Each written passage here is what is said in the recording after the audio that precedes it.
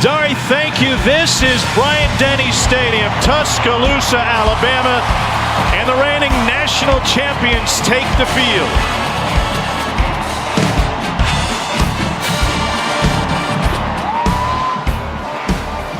Nick Saban and his Crimson Tide, heavy favorites tonight against Southern Miss. But if you've been paying attention to college football, we know on this wild Saturday, anything can happen.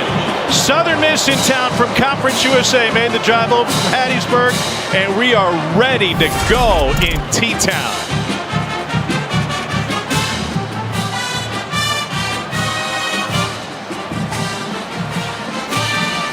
SEC Saturday Night is presented by T-Mobile.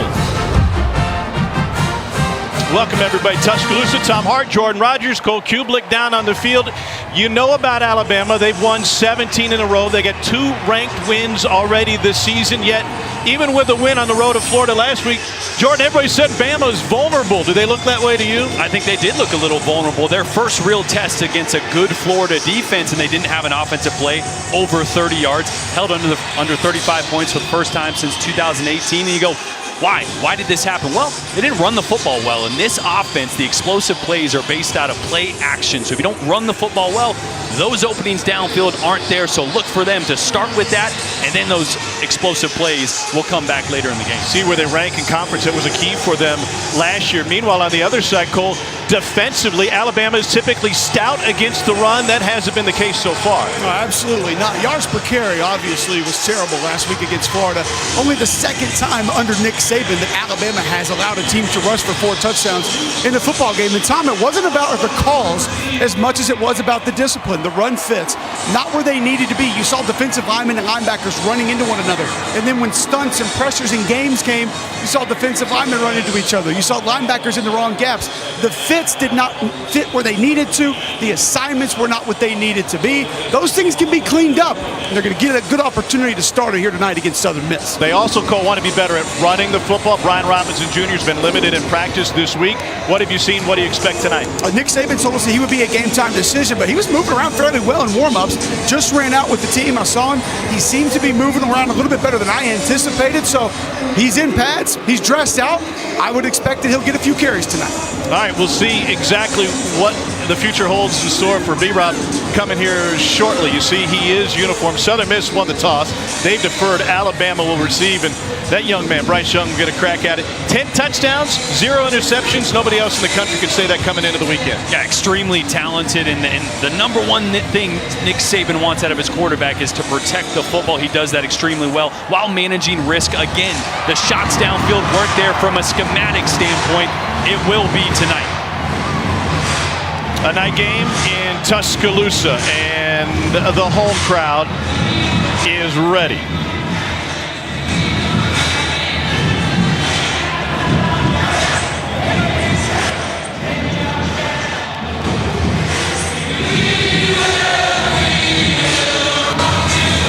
There's a great history between these programs. Southern Miss has notched a handful of notable wins, whether it's Brett Favre at quarterback or handing Bear Bryant his final home loss at Bryant-Denny.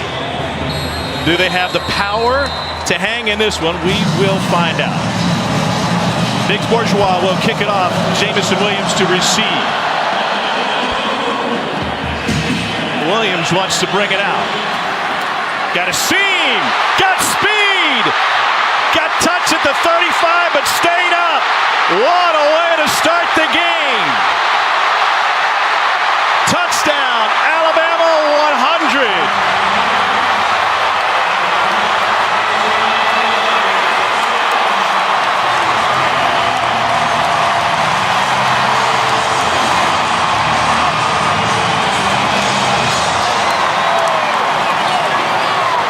The Ohio State transfer takes it to the house. We're going to have to wait to see Bryce Young. I mentioned no explosive plays last week. Well, I know this was an offense, but man, Jamison Williams is increasingly becoming one of the most valuable players to Alabama. That's one of the reasons why. Will Riker punches it through. Lane Kiffin said this week it's almost unfair. He recruits 5 stars, and he goes picks a roster of someplace like Ohio State. You get a dude like this. I mean, how is it that he was 3rd on that Ohio State depth chart wasn't really getting the football. The skill set is off the charts. As soon as he got into green grass, there is nobody in the country that is catching number 1 for Bama.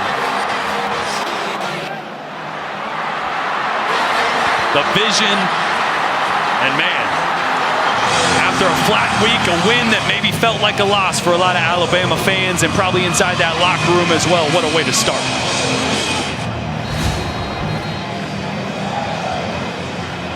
Yeah, that's a heck of a start for Jameson Williams and the Crimson Tide.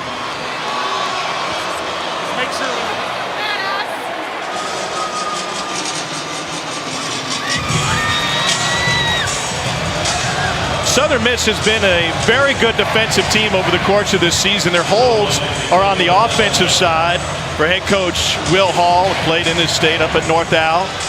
Was a fantastic quarterback in his playing days. First year as a head coach at Southern Miss in his hometown. Last time Bama had a kickoff return for a score, Jalen Waddle in the Iron Bowl against Auburn 2019. Jameson Williams got a lot of Jalen Waddle in him as well. Cameron Harrell from the 2. Tripped up at the 20.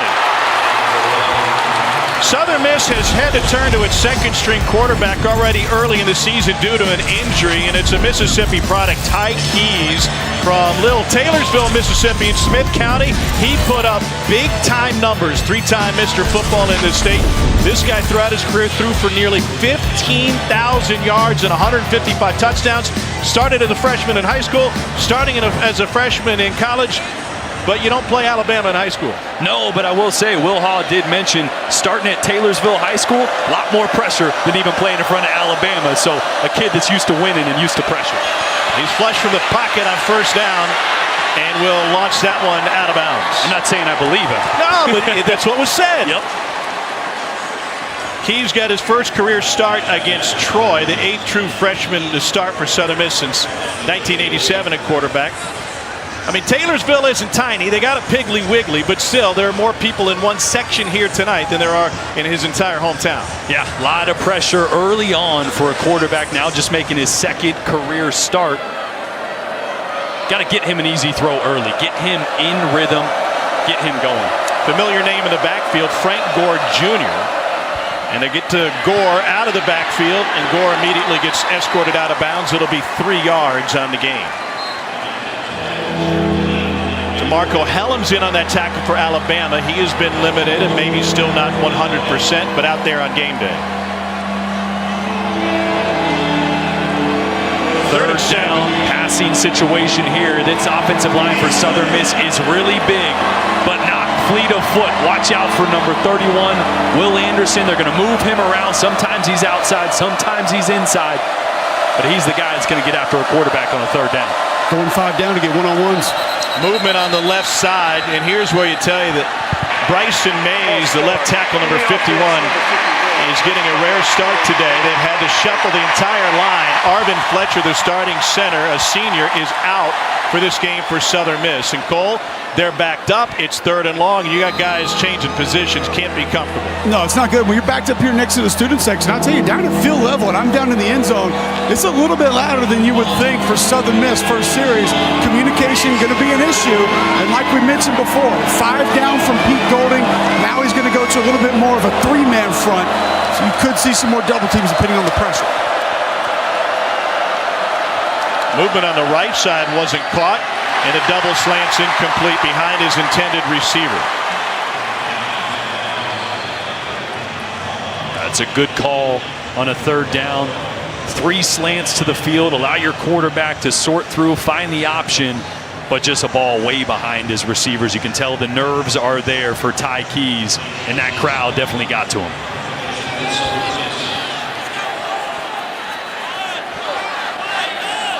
Mason Hunt to punt it away for the Golden Eagles. JoJo Earl handles it with a fair catch after a 40-yard punt. We will see Alabama's offense for the first time. They have a 7-0 lead thanks to a 100-yard kickoff return for Jameson Williams. And so Bryce Young will take the field with the lead tonight at home.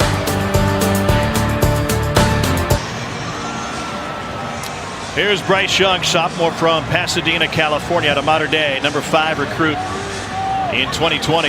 Highest quarterback rating in Alabama history. And he has thrown 10 touchdowns and 0 interceptions coming into this game.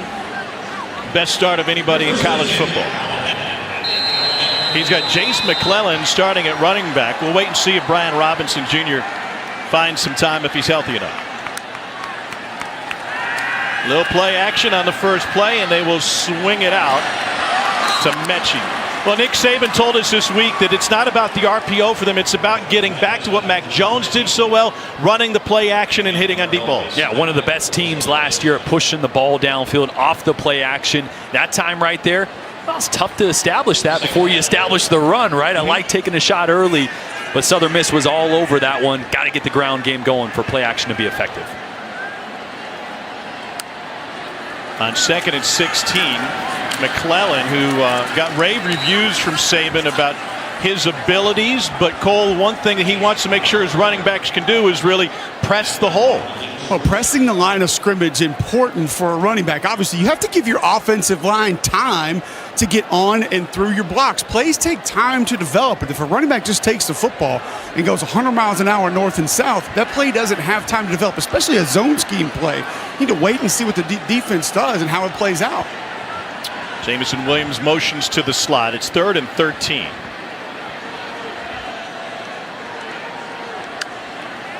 Southern Miss only brings 4.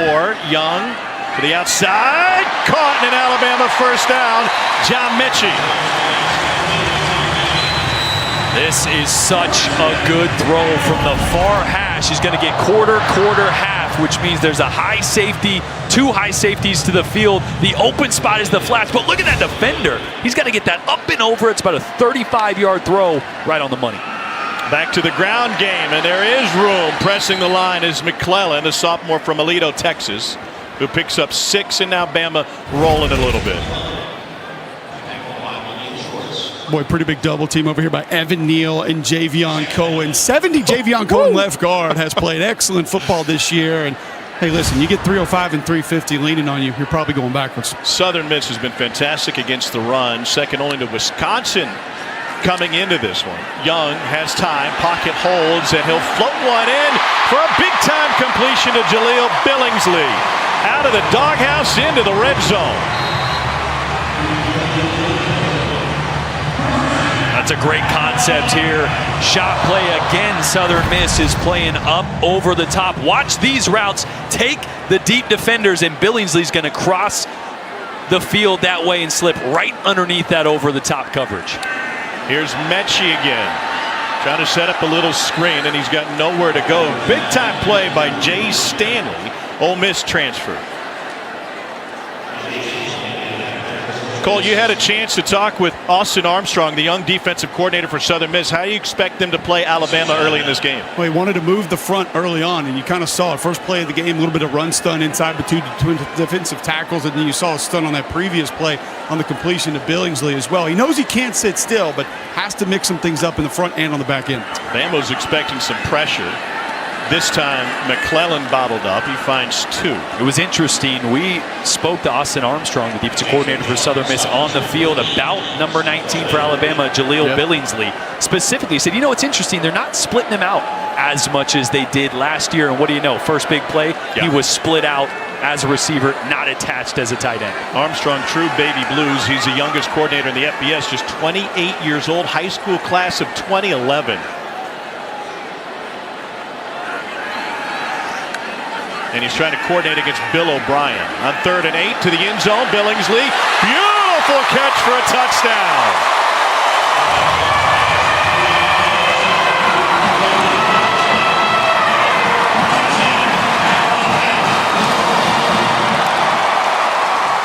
Well, there you go. The tight end who was 3rd on the depth chart to open the season with touchdowns in consecutive games.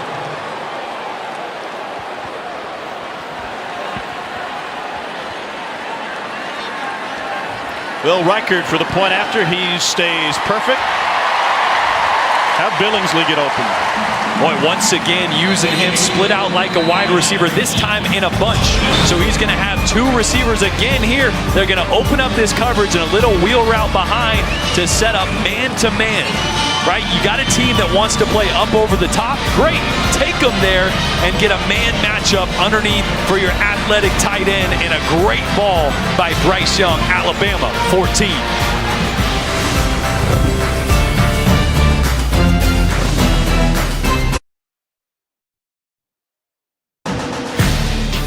SEC Saturday Night is presented by T-Mobile, the leader in 5G, America's largest, fastest, and most reliable 5G network. And in part by Farm Ridge. Grab a snack.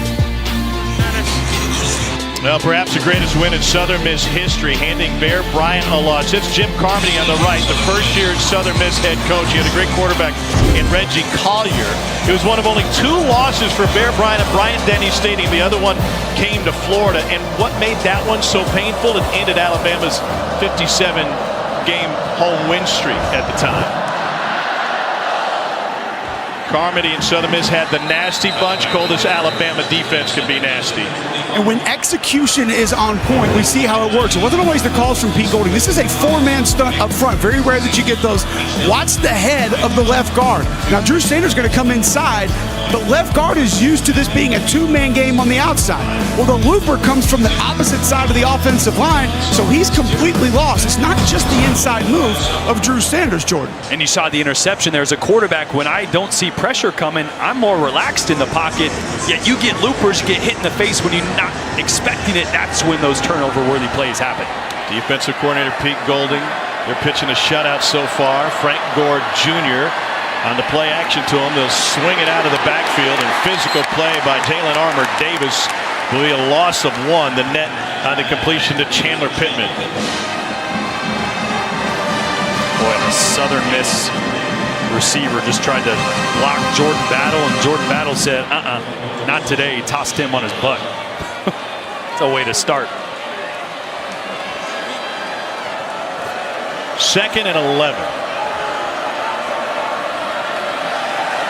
Over the middle, that's complete, and a tight end, Grayson Gunner, will rumble for a first down. All right, we've seen great Alabama, and now, Cole, there's also evidence of when they're not executing. Right, when the execution doesn't go well. This is a tackle twist on the inside of the defensive line. I can promise you, one thing not supposed to happen is what you're going to see on your screen right now. The 2 D tackles run into one another. That gives you a lot of space to throw the football, Jordan. Yeah, when you don't have pressure in your face as a quarterback, you can dial up a back shoulder, perfectly accurate throw against great coverage. That defensive line twist, pressure or no pressure, makes all the difference. We'll watch that defensive line today. The real talent, the youth of the Alabama defensive line, as Gore takes up one right into the heart of it. Christian Harris, the tackle. Talking with Pete Golding yesterday, Cole, he told us, I got my young guys that have incredible talent. If I can get them to do what they're supposed to do, the ceiling is really high for them. The older players on that Alabama defensive line can do their job, and they know what they're supposed to do, but the inference was that the younger guys have more upside. Well, and I think, Tom, it fits right into the narrative that we were just discussing, and that is inconsistency. This young group of defensive linemen for Alabama that normally would apply some depth for what Nick Saban has just been too inconsistent to grab meaningful reps. Delayed pressure that time from Christian Harris. They force the incompletion. It'll get loud on this 3rd and 8.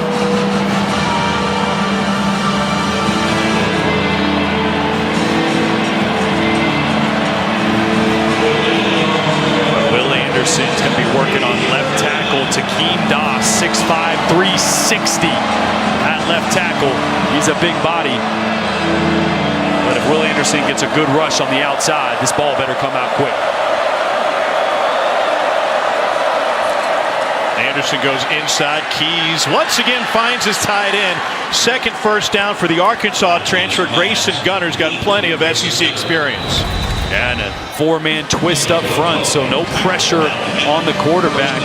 And a great job there. A little busted coverage. I think linebacker Henry To'oTo'o was a little late getting over there.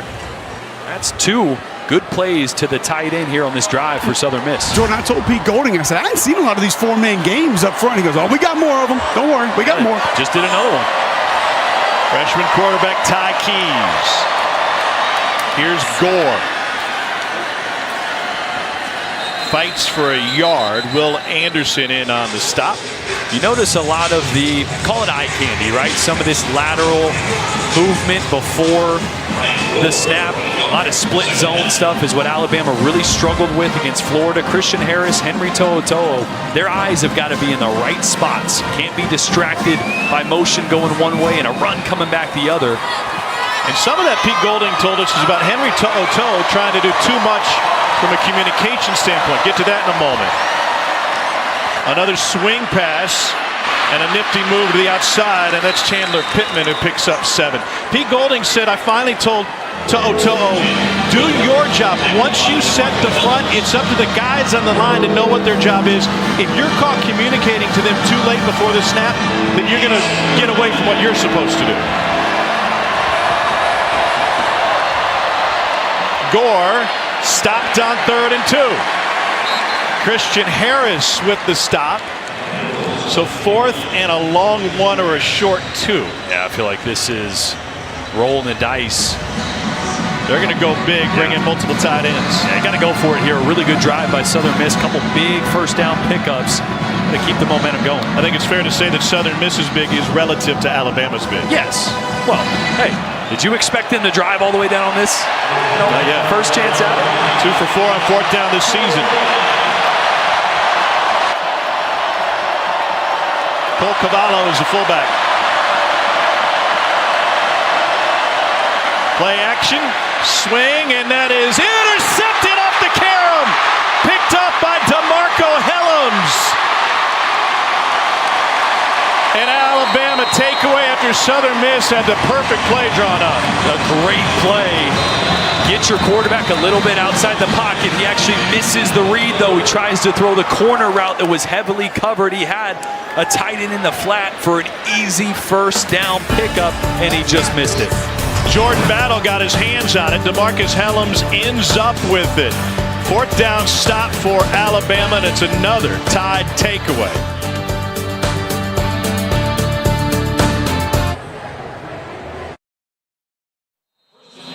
This season, Allstate will celebrate every field goal and extra point made by participating universities by making a donation to the university's General Scholarship Fund.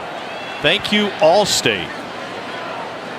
Clemson upset on the road today at NC State, lost in double overtime, 27-21, and right now Tennessee leads at Florida by 4. Here's Jace McClellan. He's got room on the edge.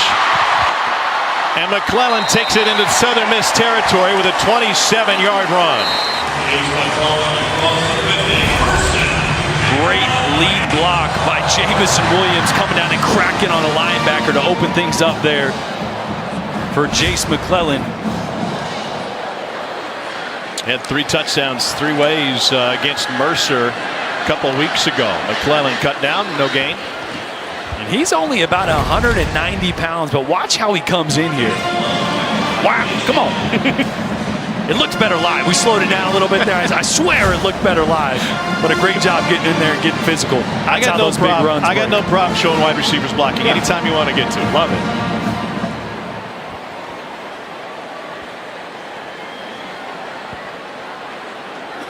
Call it 2nd and 9 now. Bryce Young off to a perfect 5 for 5 start.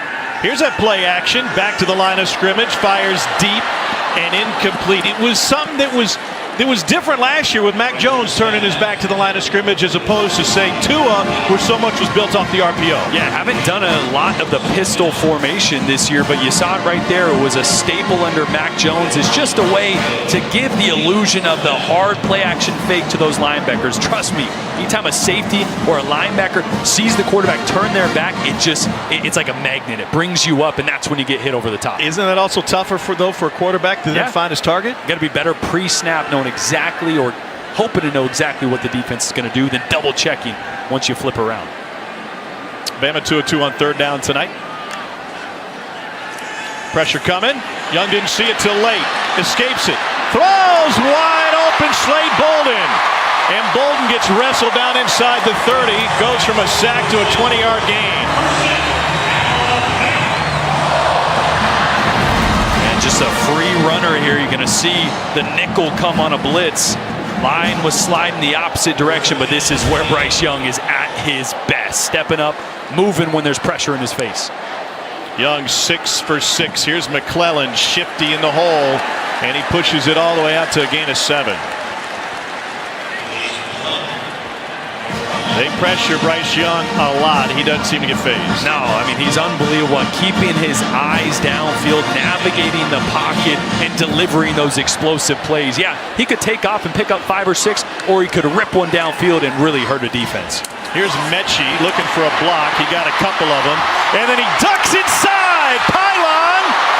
Ball came out. It was recovered in the end zone. They say he was down just outside of the goal line, even though Cameron Latu found the loose ball. It's a pickup of 20. Oh, great spin move. And let's see. Yeah, he lost that for sure. The ball was out. It should be a recovery by Latu and a touchdown if they want to stop it. They will not. Yep, they did. Jace is going, oh, come on. What do you got it anyway? The ruling on the field is that the runner was out of bounds. That play is under review.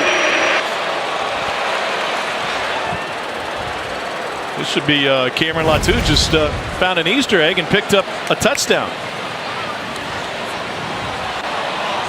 Ball comes right out. Where does Latu grab this?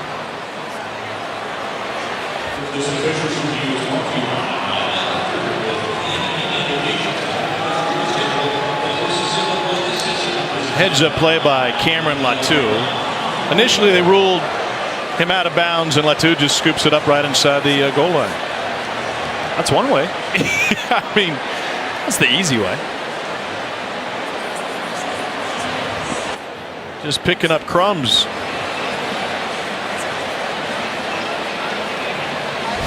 It's like walking right past the hostess stand at Chuck's Fish and finding an empty table. That's why I was asking where the ball was, because can't advance it if he fumbles that forward, right? So where did on fourth down you can't, but that would be legal. Oh, okay.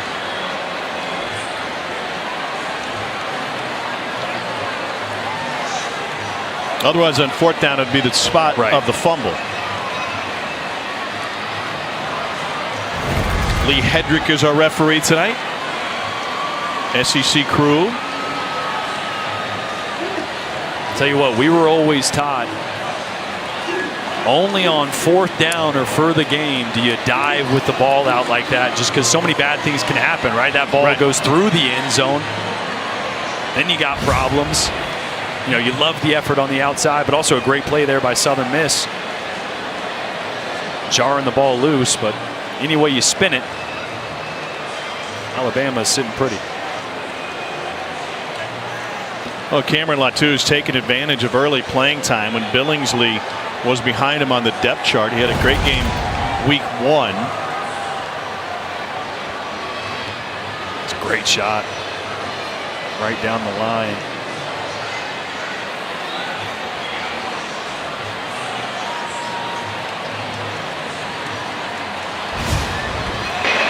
After review, video evidence shows that the runner fumbled the ball prior to the goal line. However, it was recovered by a teammate for a touchdown.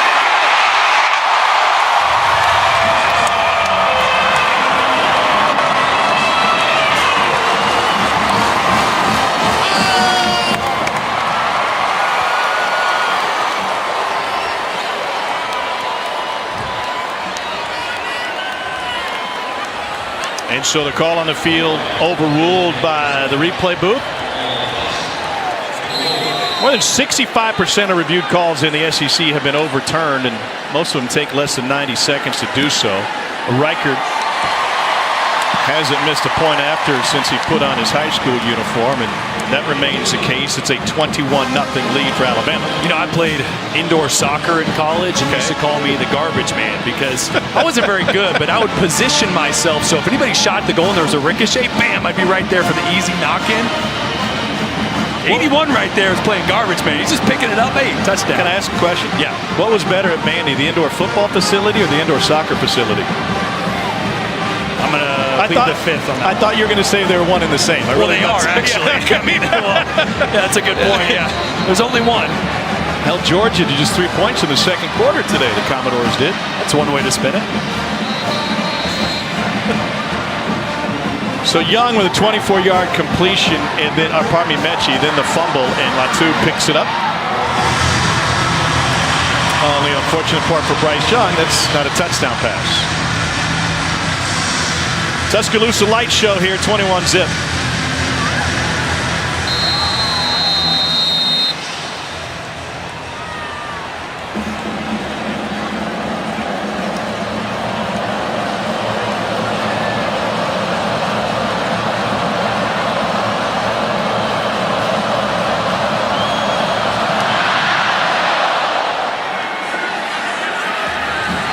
Chance for a return, and a monster hit on that return. Special teams are special for Alabama. It was a wild year last year for everybody in college football, with COVID giving opportunities for players to sit out the season if they wanted to, opt out in many words, and it was a challenging season for Southern Miss. They fired their head coach. Well, Jay Hobson decided he was done coaching after the first game of the season. That was a Thursday night. By Sunday afternoon, they pulled the trigger. They end up with 3 different head coaches, including Scotty Walden, who was a candidate at one point, but left to take the bird in the hand, which was the Austin Peay job. Head coach Tim Billings, interim coach the last 5 games. They finished with a big win against Florida Atlantic. The one thing that it allowed is Gore gets spun around. By making a coaching change so early, they were allowed then to start the interview process incredibly early, and they end up with a guy who seems to be a perfect fit in Will Hall. Perfect fit, and a guy that understands there's a lot of turmoil. It's going to take really developing this program from the ground up, understanding what type of players they want to recruit to fit the scheme, changing the culture. Look, it's going to take some time, he even admitted. But man, after interviews with Will Hall, I was extremely impressed. And I think he's the right man for the job. Athletic director Jeremy McLean had been in the same conference as Hall, who had gone backwards after a head coach at the Division II level, said, I got to go be a coordinator if I want to get a head job at the FBS. Keys pressured, and he goes down. Will Anderson Jr. was waiting for him off the spin move. It's a loss of 10. Boy, Will Anderson cleaned up, but watch Mathis here really providing the reason that Ty had to escape the pocket there, and Will Anderson, just like Cameron Latu, was able to clean up a little bit.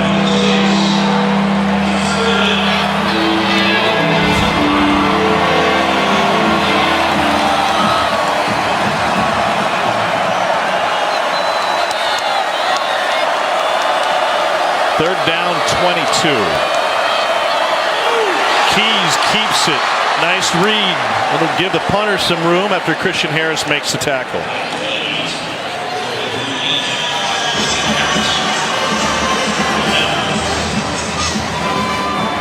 And so Mason Hunt will come on for another punt. The school that produced Ray Guy, first punter in the College Football Hall of Fame. First round pick of the Raiders. Figures to use Mason Hunt multiple times tonight. JoJo Earl to return. Not a great punt. Earl from the near side of the 50. We got a flag early, but Earl with fireworks. Dips to the outside. And taken out inside the 5. Mason Hunt, the punter, made the stop. As it stands, a 46-yard touchdown return for JoJo Earl. But a flag back at the 30. Oh, he's something, huh? Yeah.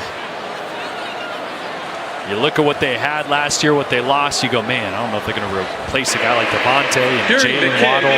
holding on the return team number 7. That's a 10-yard penalty from the end of the kick. First down.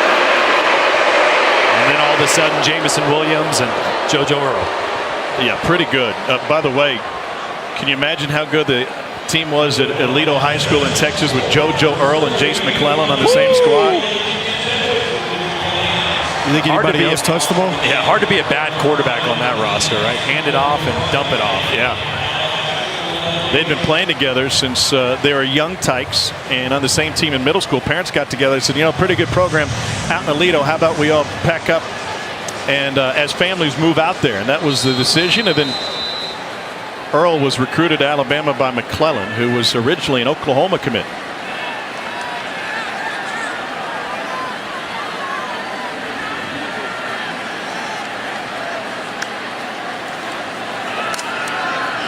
So here's Roydell Williams for the first time, and Williams says, how about some playing time for me? He picks up 16. And Alabama with 2 tight ends in the game, but this is their heavy 12 personnel. Kendall Randolph, 300-pound tight end, kind of like a tackle, and Cameron Latu, a guy that can be physical but also hurt you through the air. Again with the ground game, and a huge hole for Williams.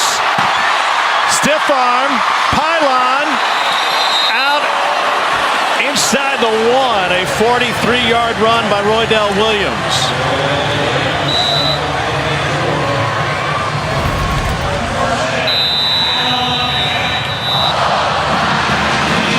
Williams elbow down just right at the 1-yard line. Good spot by the side judge. And when the second quarter begins, Alabama will be on the doorstep once again. Roydell Williams getting the Shakers going. Alabama up 21-0. Welcome back to SEC Saturday Night, presented by T-Mobile. Bryce Young has 2 touchdown passes on the game. Looking at a 1st and goal now. It's Roydell Williams in the backfield. And Williams plunges into the line, but will be stopped short. That'll set up 2nd and goal, no gain. Cole, what's it like as an offensive lineman in goal line situations? Man, it's just getting low. I used to try to get down in a 4-point stance and just really just bear claw. You're just trying to get a little bit of movement, try to get your pad level, maybe get your helmet, your hat placement underneath those defensive linemen in front of you. Try it again. And this time he's in. Roydell Williams with the touchdown plunge. This is first for the sophomore from Hueytown.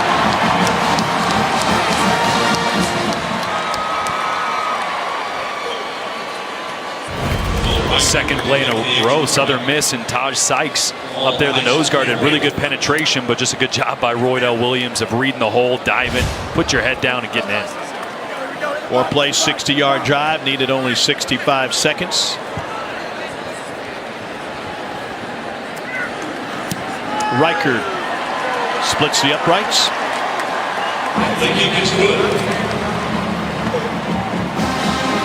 The play that set it up, I mentioned Alabama getting in that heavy 12 personnel with 2 tight ends, Kendall Randolph and Cameron Latu right here. Watch this double team, and watch Latu come up and really have the block that allowed Roydell Williams to hit the sideline. That's a great job of engaging, driving the defender all the way to the sideline. Roydell Williams did the rest and then punched it in to pay it off.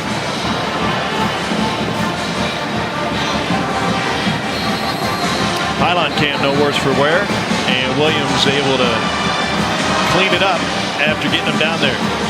See Randolph with some movement down there by the goal line again. Back to something that Jordan was saying earlier, that they're different tight end, they're bigger tight end.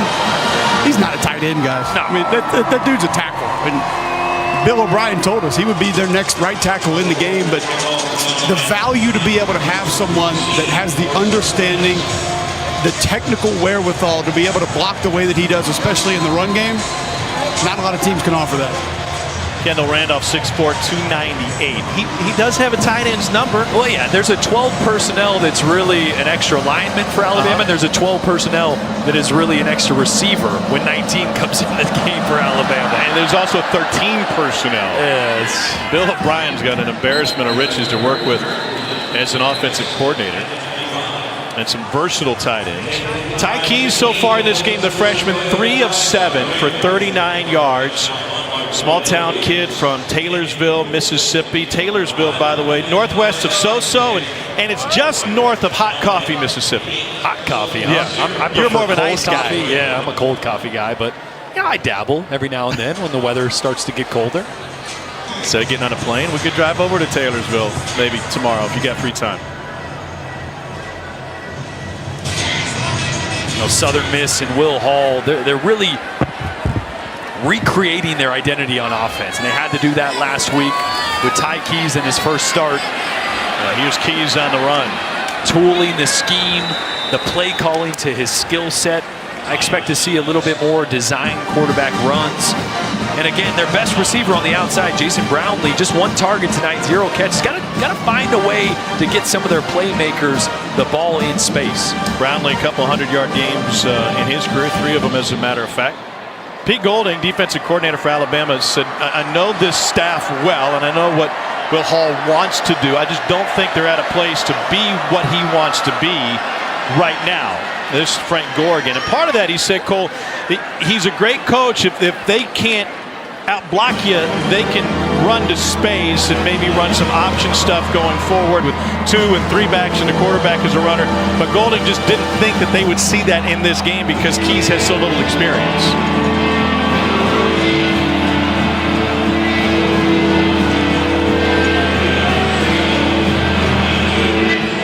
Southern Miss 1 of 4 on 3rd downs tonight.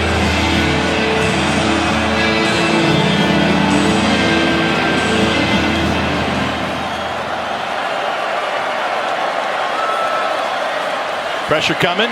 Keys is going to get taken down. He throws it off balance, and it finds the Southern Miss sideline. Will Anderson got to him. And there's an injured Golden Eagle. Ty Keys still on the field. Boygby up the middle, Anderson on the outside. Southern Miss gave up 9 sacks last week, so protection up front has been an issue, and it's always going to be an issue against this group.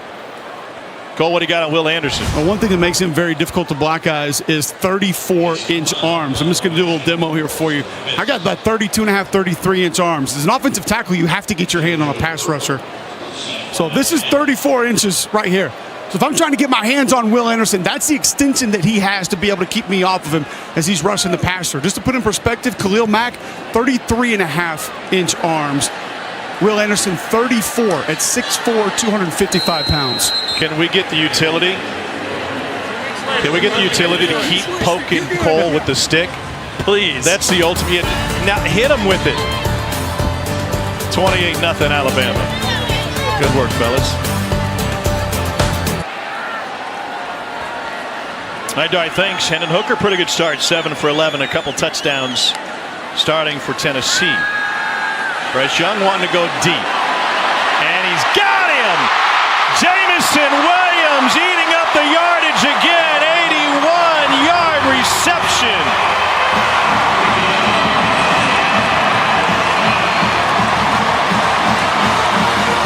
Nick Saban wanted more action and more efficiency on the play action. He got it.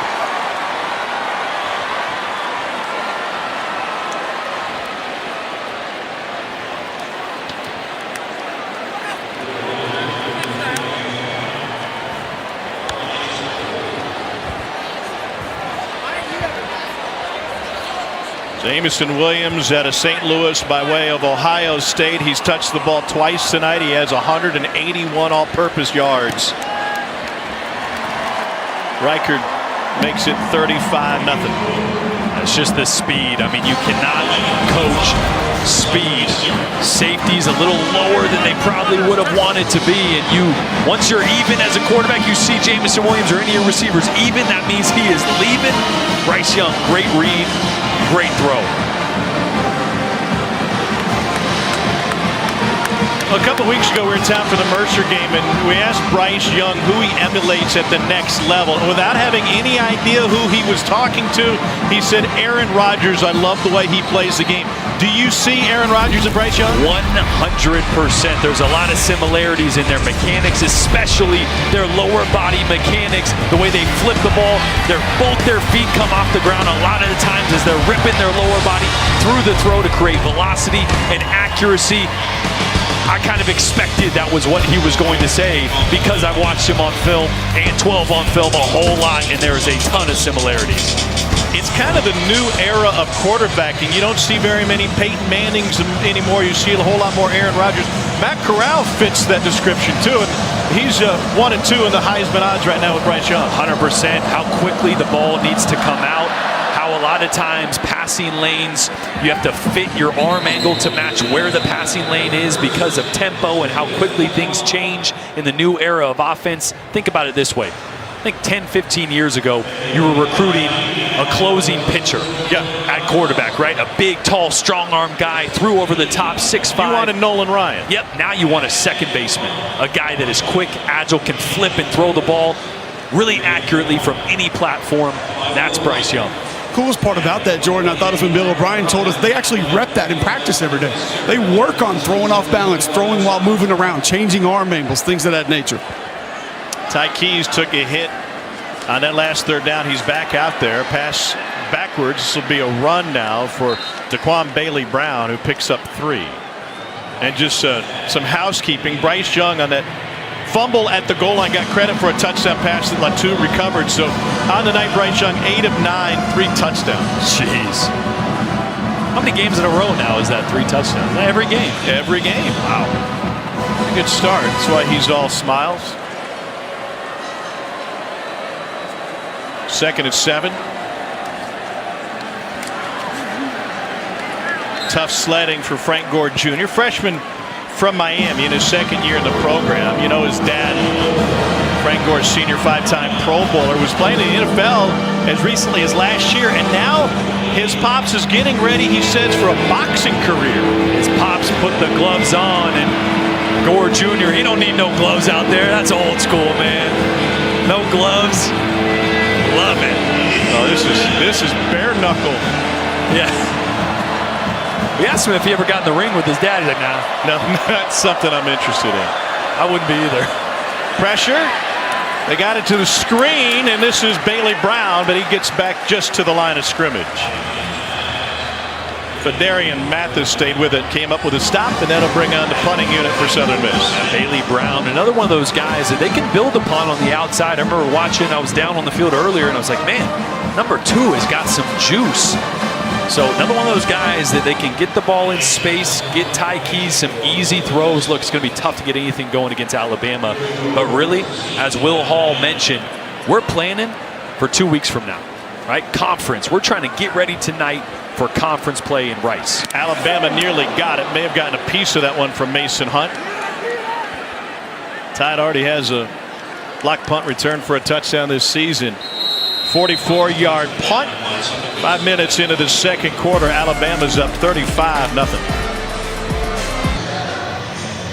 SEC Storied More Than a Voice premieres tomorrow night, 7 Eastern, 6 Central, right here on the SEC Network and the ESPN app. We'll be talking about all the great voices of SEC football over the years, including Eli Gold, Chris Stewart, our good friend, with them, and John Parker Wilson over on the other side. Larry Munson, Jim Fife, Jim Hawthorne. There's a look at Eli in his 34th season. His spotting boards look just like yours, Jay. Yeah, he's got his board's a little bigger. That's like made out of wood too. He's got that. I just keep the paper. That's real. I like how you can see it all at the same time. Though. That's nice. Maybe I should do that. He's had plenty of opportunities to get excited tonight with Alabama up 35-0. First score came on a Jamison Williams return. Here's how it sounded coming out of Eli Gold's mouth. Here's the kick, and we're underway. Jamison Williams from a yard deep to the 10. 15-20, cuts left, up the middle. He's got running room, spun around, breaks the tackle. He's on his way. He's going to bring it back 101 yards. Touchdown, Alabama. Was he laughing? Eli was laughing at the end of that call. Thanks to the Crimson Tide Sports Network. It's going to be a great show tomorrow night. Young pressured, dumps it off incomplete.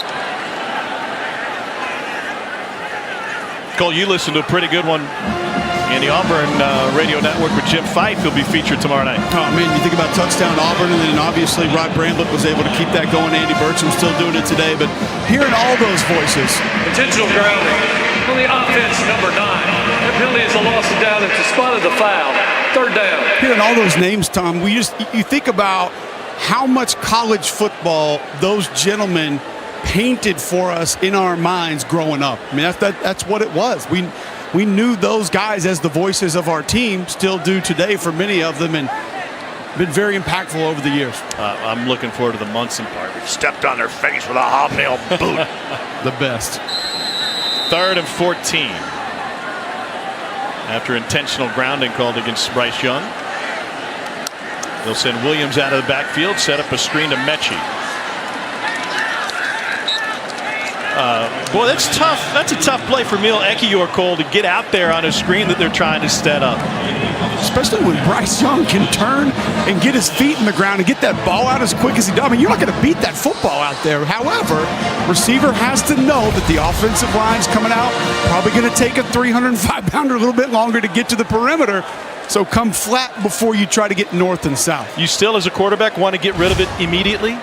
Absolutely. And it's up to the wide receiver to get by the time. Quick screen right now. Yeah, the timing is what the timing is. That ball's going to come out of your hand.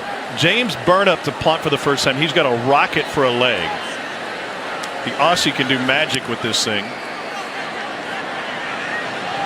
And it's scooped up on the run. Daquan Bailey Brown past midfield. Not much hang time that time from Burnap. 38-yard punt return for Bailey Brown. Tide Radio Network. Good job by those professionals across the way. Hello, fellas.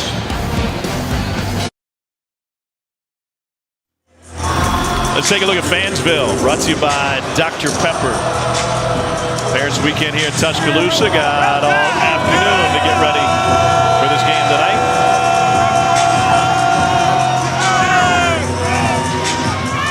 I haven't had good ribs in a long time, man.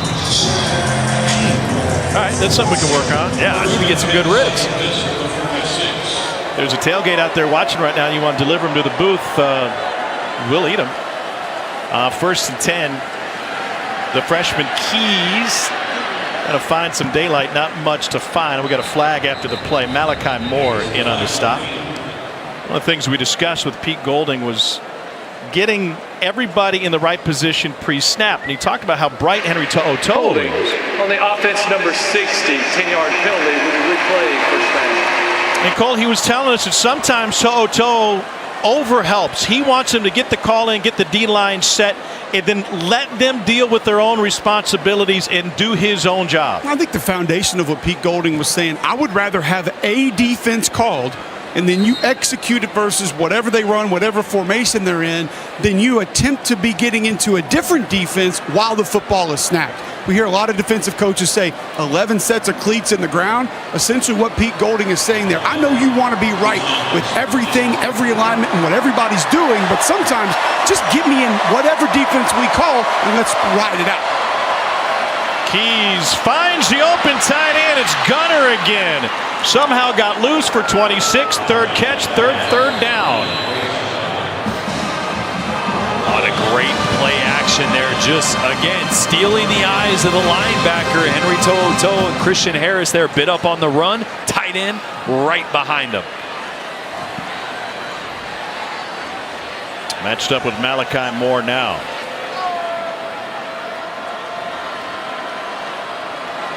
They'll hand him off. Fresh set of downs. Keys keeps it. Christian Harris got a fistful of fabric and brings him down. No gain.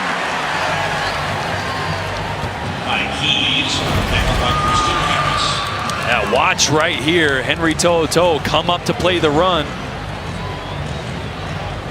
I thought we were going to that last play. Great play there by Christian Harris. Thought we were going to the play action behind that because, you know, tight end position last week for Florida was an area of concern as well. Florida hadn't used the tight ends a ton, and they got Kamari Gamble and Keon Zipperer both had big days. I thought you were still thinking about ribs, so I was giving you a pass.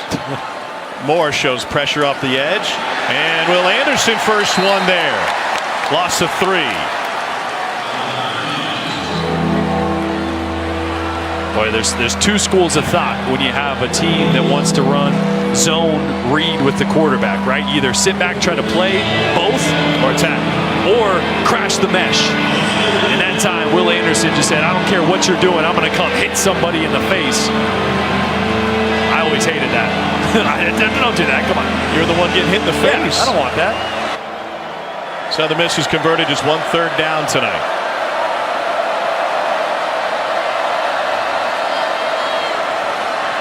Keys has a crossing route.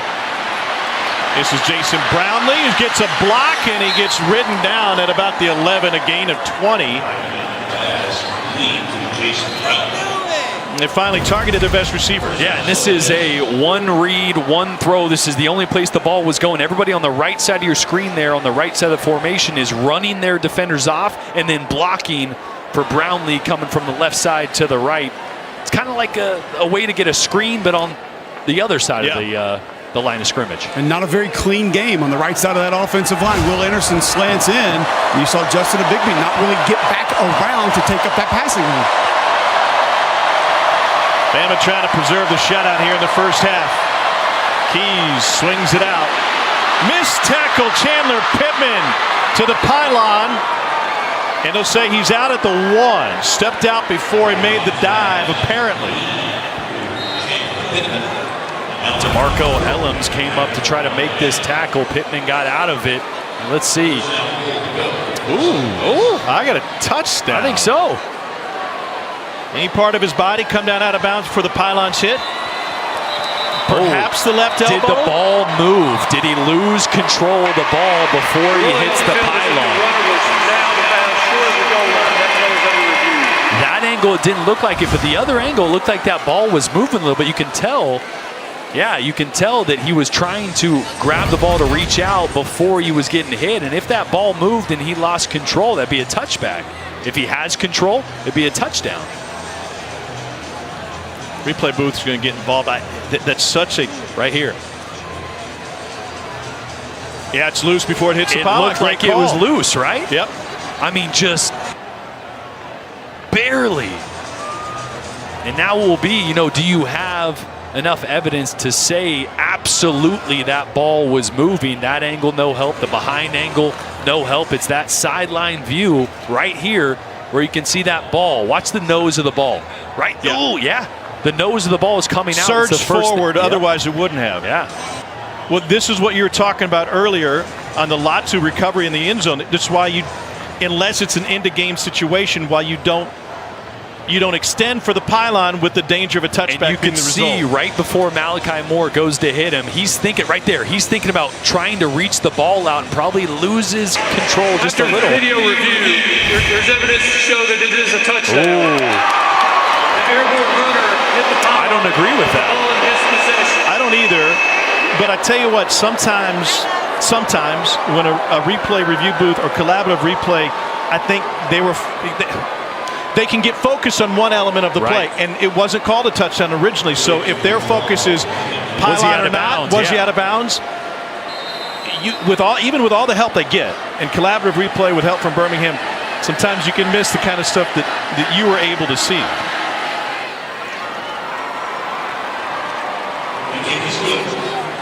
Just think when you look at this from the side, the tip of the ball hitting the pylon right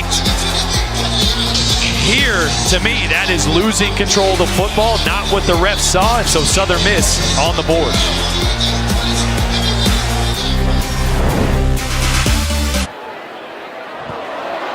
And that kickoff was misplayed by Jamison Williams. Now he's taken down inside the 5 at about the 2.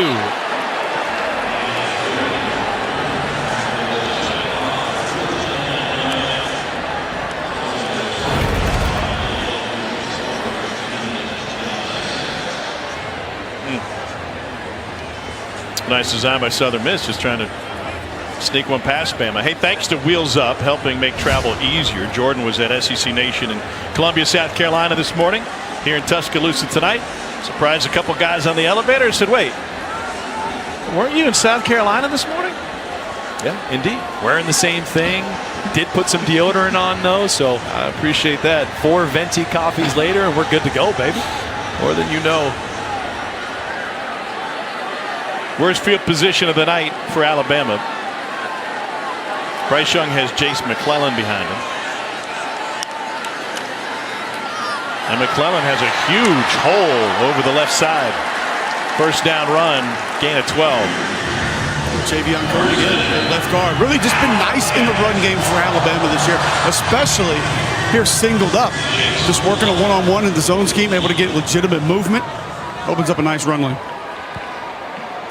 Nice big run. Watch out for play action here. Southern Miss was negative in the rush yard category last week, so at least they got that going for them. But Alabama getting its run game going.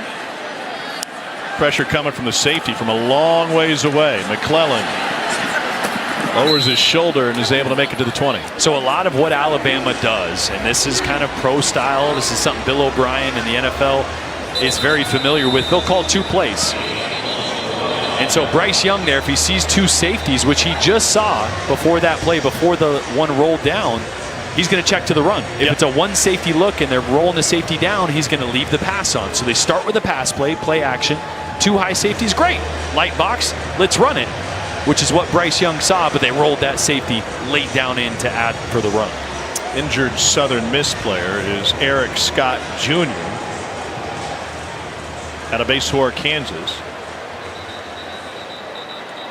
A great conversation with Bill O'Brien yesterday about the playbook that he inherited and the challenge as a coordinator to change all of his language and to change the verbiage into what Alabama already does. And he said, I got to be honest with you guys, it was really hard for me because I'm running plays that I've called my whole life that now go by a different label. And so I had to turn to Mac Jones helped me when I first got here. Bryce Young has helped me. Other guys on the staff, Alex Mortensen, one of them, who've been able to share the information when they get me up to speed, but really I got to do most of that work myself. And that is a lot harder than it sounds, right? I mean, you have one way of calling formations and concepts. Young, play action over the middle. There's Billingsley again, and he sheds a man, stays on his feet, takes it to the 47. It's a pickup of 33. A similar play to an explosive one that Billingsley caught earlier. Look, Mechie on the left side, right side of your screen is going to run both those defenders off. The safety in the corner, open that lane up for Jaleel Billingsley. Great read by Bryce Young. Big night for Billingsley.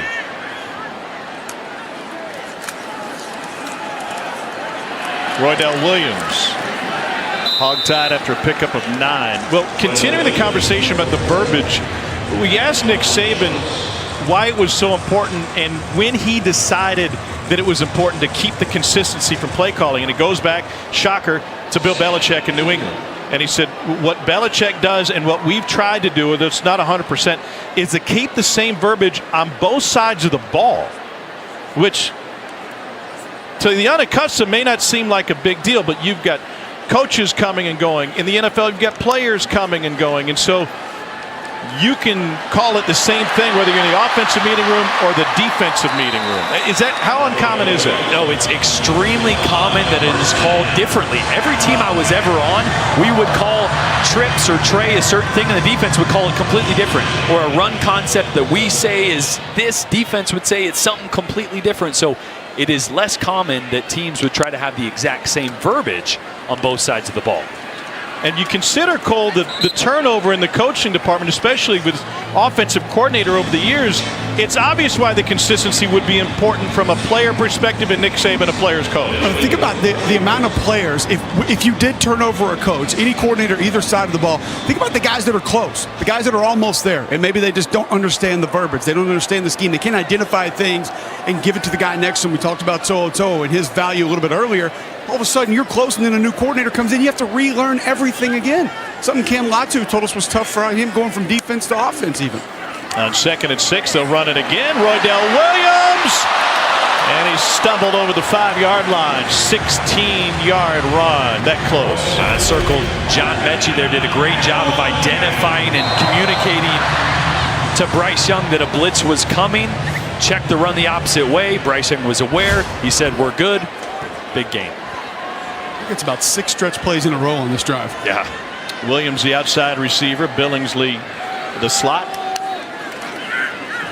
And a big hit in the backfield on Williams. Going back to the verbiage. Yeah, to put a cherry on top of that, the reason it's so important for Nick Saban to have the same verbiage on both sides of the ball is for game day adjustments. If Nick Saban sees something, he doesn't want to have to explain to the offensive coach what he means. In the backfield on the offense, that's a 5-yard penalty, and we will replay first down. Right, if Saban sees the other offense doing something, he doesn't want to explain to his coaches or to the offense that, hey, oh yeah, it's when they do 3 technique here and it's a 5 technique. No, he wants to say one word, less communicating, less explaining on game day, quicker way to make adjustments. Well, we talked to him. He said, listen, when I go from the defensive room down to the offensive room, I can't have it both ways. I got to know what I'm talking about, and I need everybody else to know what I'm talking about. So, I mean, everything that Coach Saban does revolves around consistency, doing the same thing, the same way, the right way, following the process. Now, that's just another example of why this program is able to continue to be successful year after year. The first thing Bill O'Brien told us in our meetings this week, he said, guys, this has been humbling. Here's a guy who was not only his own Division I head coach at Penn State, NFL head coach, NFL general manager. He said, but it's been such an incredible experience for me to get this opportunity here at Alabama. And he's had a tough job, like you said, of learning verbiage, but also figuring out where he can kind of sprinkle in some of, his touches, some of the RPO stuff that he learned with Deshaun Watson, that Deshaun ran at Clemson and then brought to the Texans, and some of the play action stuff, the 94-yard touchdown by Jamison Williams was kind of a wrinkle that Bill O'Brien brought into the offense. So figuring out what he can add to help this offense take the next step. I thought it was pretty cool how he said Mac Jones was critical in him being able to help learn this offense as well, coming by during his NFL draft training. First and goal, and just outside the 10.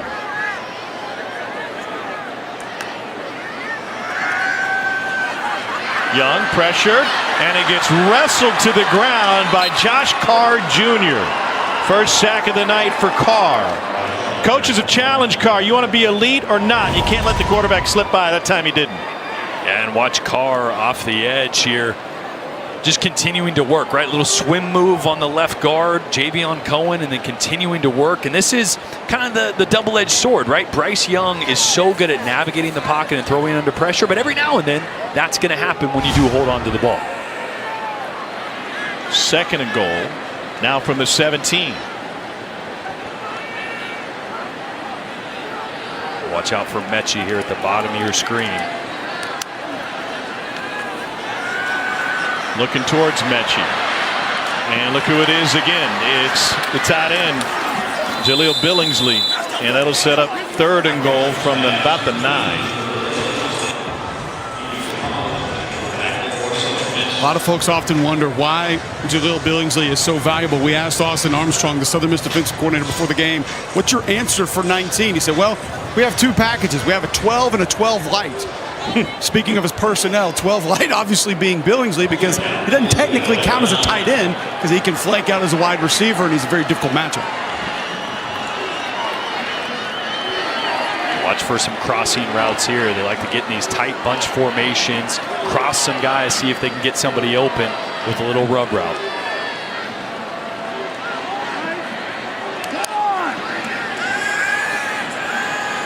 Young steps up, throws on the run. Nice move by McClellan. Touchdown, Alabama.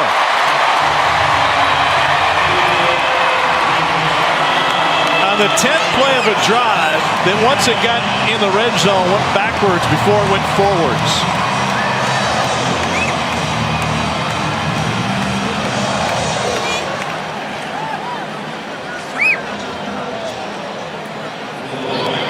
It's just a really good job by Bryce Young. It was great coverage on the back end by Southern Miss. Like I said, that bunch set, everybody crossed at the release. Southern Miss did a good job of passing things off, but what a great job by Bryce Young of knowing where your outlet is, where your check down is, getting him the ball, letting your playmakers make a play. That was a 10-play, 97-yard drive of Bryce Young, 12 of 13, 226 yards and 4 touchdowns tonight. Continues to operate extremely well when things break down and he is under pressure trying to find something. Bam, where's my outlet? Right to McClellan. Again, love the fact how he keeps his eyes downfield. Always looking for something, even stepping up in the pocket and then bam, knowing exactly where his outlet is. We used to call that route the Pro Bowl route. Why? When I had NFL coaches, they said, well, you get to your fourth read consistently, you're going to be in the Pro Bowl. Right? I mean, if you can work through things in the NFL and even at this level and dump it off, that is how you're going to increase your completion percentage, increase positive plays, and that's just when the offense can take off, when you always have an answer. He spent some time with Bryce Young. It's easy to see why he would be such a smart and thoughtful football player, because he's a smart and thoughtful individual. Cole, you talked to him about dealing with the expectations when it comes to this incredible Alabama fan base. His demeanor is so impressive when you speak to him. He doesn't allow any of those outside distractions to get to him. You talked to him about certain things that fans want to see out of his game, like why don't you run the football more? He said, hey, they're entitled to their opinion. They watch the game. They can say what they think. That's cool, but there's 2 people inside this building that I listen to, maybe 3. They're all 3 employed by the university, and they can tell me what to do on any given play. More football action in 10 seconds.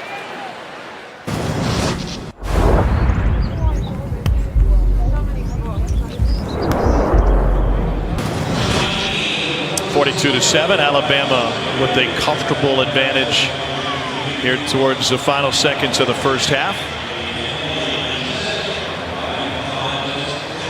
Cameron Harrell is helped off the field by the Southern Miss athletic training staff. Ty Keys 8 of 13 for 101 yards in this game.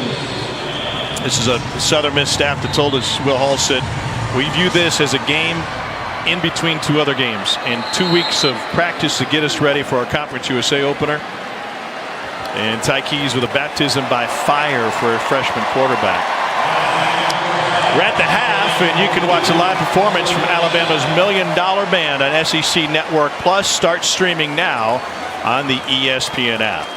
A comfortable first half for Alabama. It got started with a 100-yard kickoff return for Jamison Williams. We'll get Nick Saban's thoughts. He's with Cole right now.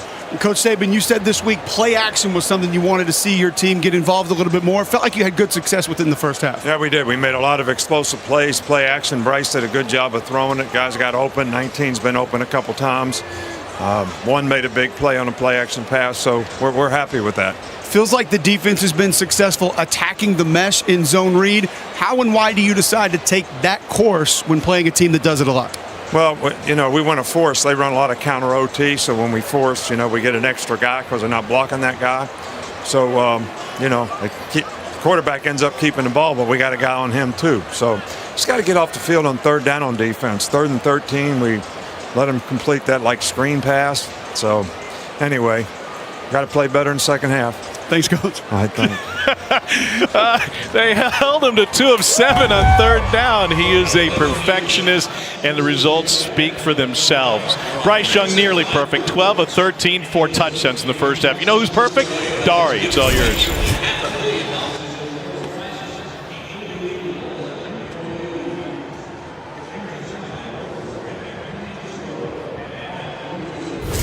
SEC Saturday night presented by T-Mobile. Bryant-Denny Stadium, Alabama up 42-7 on Southern Miss. We welcome you back. Tom Hart, Jordan Rogers, Coach Kublik down on the field. We started the broadcast tonight talking about Alabama's vulnerability after the Florida game last week. What have we seen today? Clemson lost. Texas A&M lost. Oklahoma is losing. If I'm an Alabama fan, I'd take this vulnerability all day long. Absolutely. It was a lack of explosive plays last week. 0 offensive plays of 30-plus yards. And tonight, already 3, it was the play-action pass, right? They're running the football better. Bryce Young and these athletes they have on the outside are just running by Southern Miss defenders. And Jaleel Billingsley has had a big role, and he hasn't really had a role the first 3 games. I think he's out of the doghouse. Yeah, and found the end zone. Let's take a look at our first half stats brought to you by Zaxby's. Bryce Young and play action tonight, a focus for Nick Saban. Absolutely. I mean, this is how they were explosive in 2020. This is how Nick Saban wants to be explosive and wants to push the ball downfield. And I tell you what, coming into this game, averaging 6.6 yards per attempt, they're doing a little better than that, all right? Yeah, he does not seem bothered. I'm just trying to find a perfect roll of tape. Maybe some chapstick. That's about it.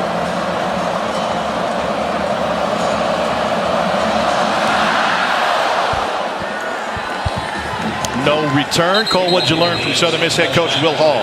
He talked to me about a couple of different things, Tom, and he said, first, offensively, Ty Keys has to be better reading the mesh. Felt like they missed a couple opportunities with him to keep it or give it. And he said, Cole, defensively, tackling, man, we just have to be better getting ball to the ground. He said, I get it. I know they're really good.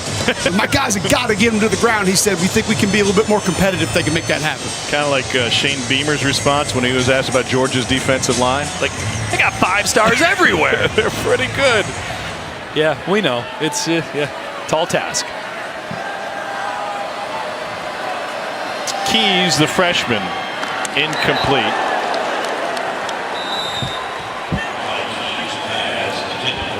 I'm going to tell you guys, we've talked about this Alabama defensive line and some of the depth and some of the different players, but Phil Mathis is someone, to me, who continues to grow each and every week in this Alabama defense. And when we talked to Pete Golding about all that depth and all the guys, he said, listen, 48 is 48. He's going to do what we need him to do, how we need him to do it, when we ask him to do it.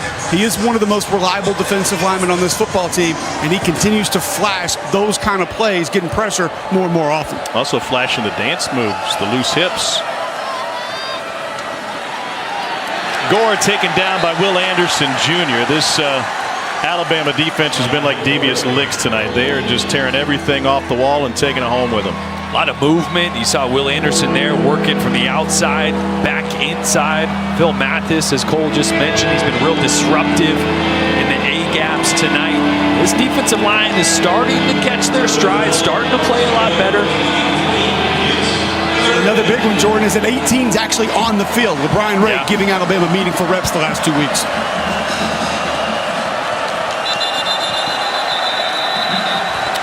Right over the center. That's Coker Wright who's playing center now. Ball start on the offense, number 65. That's a 5-yard penalty. And it remains third Jerquan down. Scott, freshman from Mobile. Tough enough sledding for Southern Miss going against Alabama, but doing without their senior starter at center, Arvin Fletcher, unavailable tonight. Third down, 17. Pressure coming. Keys launches that one.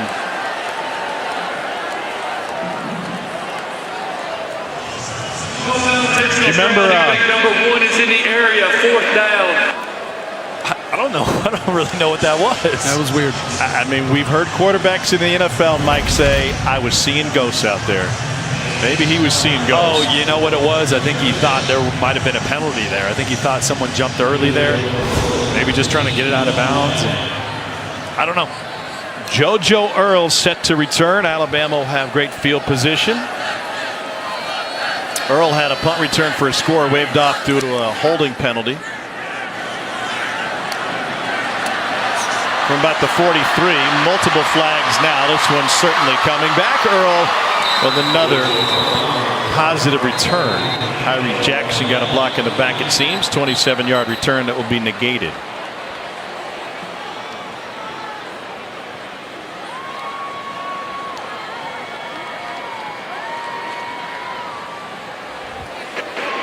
During the return, illegal block in the back on the receiving team, number 6.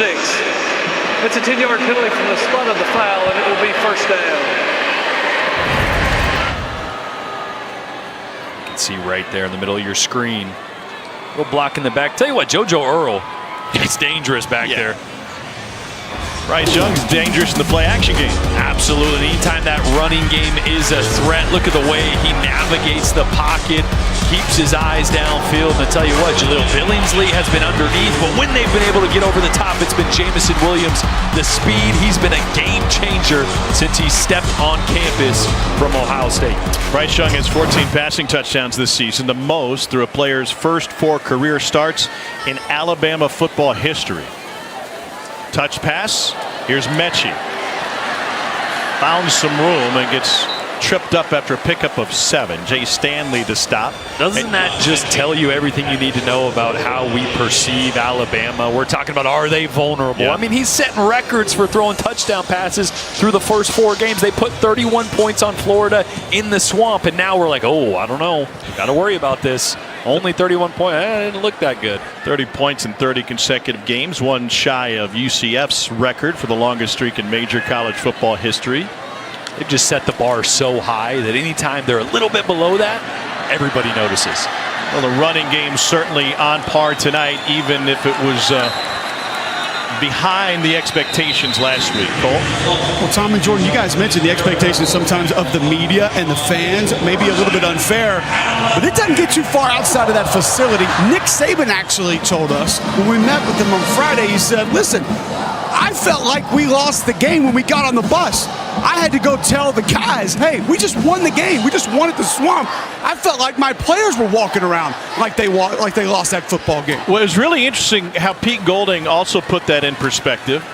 Here's McClellan again. McClellan finds the sideline, and he's forced out of bounds. 26-yard run and a flag on the end of that play.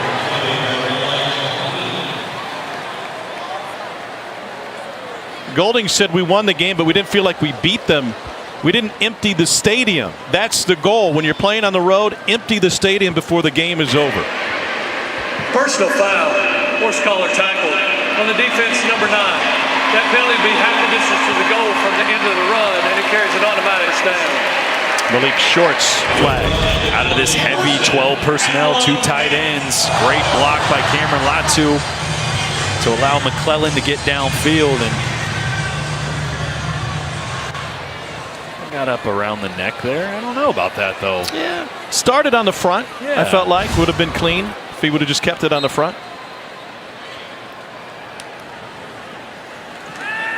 End zone shot. Touchdown, Cameron Latu. Second of the night. Play action has been near perfection for Alabama tonight. Play action is right. And down here in the red zone, when you're doing play action, all you really need is to get those linebackers to hesitate, right? Just for a second so you can get behind them, exactly what Alabama was able to do.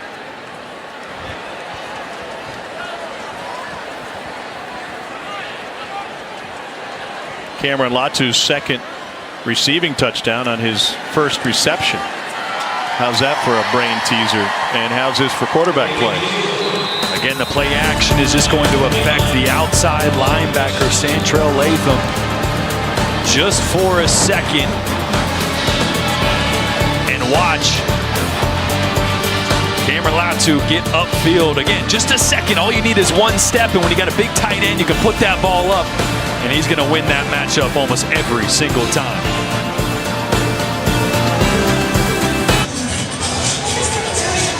49-7, Alabama with the lead. Cameron Latu recovered a fumble at the 1-yard line after a long pass play in the first half. That was a touchdown reception, and so now he has 2 touchdown receptions on 1 catch, if that makes much sense to you. It doesn't, but I'll believe it. Let's take a look at our Hometown Connection, brought to you by T-Mobile, where each week we highlight a team's connection to towns across the SEC. 2021 marks the 50th year that Alabama football broke the color barrier. John Mitchell and Wilbur Jackson, the first black players to play for the Tide in 1971. Jackson, the first African-American to sign a football scholarship with Alabama. Consensus All-American 1973 All-Conference halfback. 1974 9th overall pick by the 49ers. Played 8 NFL seasons and won a Super Bowl with Washington. Super Bowl 17. Now retired down in his hometown of Ozark, Alabama. And city officials dedicated a downtown mural in his honor. Back to action, Ty Keys with a tight roping attempt to Grayson Gunter. He was out of bounds. Gunter is really impressed. They've definitely dialed up some plays to try to force him the ball. Big body tight end on the outside. And as we mentioned, this offense is really recreating their identity with Ty Keys at the helm. He's got a lot of potential, a lot of athleticism. He's got a strong arm. But right now, it's about simplifying the playbook and then now figuring out what he can do best and also what they will need to do once conference hits and they play Rice very shortly. Yep, he'll be a week away. Keys takes it for an 8-yard gain. It's easy to see the future for Southern Miss can be built on the back of transfers, with the transfer portal being so prevalent now in college football. You're in a state that's got multiple Division I schools. You already got one Ole Miss transfer, Gunter transfer from Arkansas. If you get guys out of the SEC that come down to Southern Miss for playing time for whatever reason, you could build a superpower in CUSA. Yeah, those are program changers, right? You get those kind of transfers. Those aren't people you can recruits you can recruit out of high school. You don't get the 4 stars, but hey, a 4-star goes to a big time program, doesn't see playing time. Now you can get those guys. Gunner attached on the left side. This is 3rd and 2. Play clock at 1, and Will Hall didn't want to wait for it. Use the timeout. Southern Miss. This is their first charge timeout of the half. This will be a 30-second timeout. Will Hall, in his first year as a head coach here, was at Tulane for a couple of years. Was at West Alabama, took him to Division II playoffs, and Will Hall could play a little bit back in his day, huh? Ooh, I tell you, Harlan Hill Trophy winner, obviously, as the best player in Division II, and he was a guy that I was doing radio in Huntsville, Alabama, when he was playing at UNA, and I would always check the in-state box scores, and every week I would check it. Monday, I wanted to kind of go over and just relay what some of the kids had done, and you'd see Will Hall, 400, 380 yards, 5 touchdowns, 2 touchdowns rushing. He put up monster stats for the Lions each and every week. He's a heck of a football player. Offensive coordinator with the Raging Cajuns in 2017. Before going on to Tulane, and now first FBS head coaching job. 3rd and 2. Gore blown out. It's kept by Keys, and he picks up just 1. Wow, what did Nick Saban say about attacking the mesh? That is a force, as he called it, if I've ever seen it. And that's what they want to do, right? They want to send that defensive end right at the quarterback, hit whoever you can, because they already have somebody if the quarterback keeps it. So go attack that running back. That's what you call scraping, right? You attack the mesh, and then the linebacker scrapes over the top to account for the quarterback. I mean, there's attacking the mesh, and then there's like a Tomahawk cruise missile to the mesh. That was the latter. That's like Jadeveon Clowney to the mesh. Beautiful punt from Mason Hunt, and that'll take a Golden Eagles bounce and trickle inside the 10. And it'll roll down to the 6. A 60-yarder for Mason Hunt from the school that gave us Ray Guy.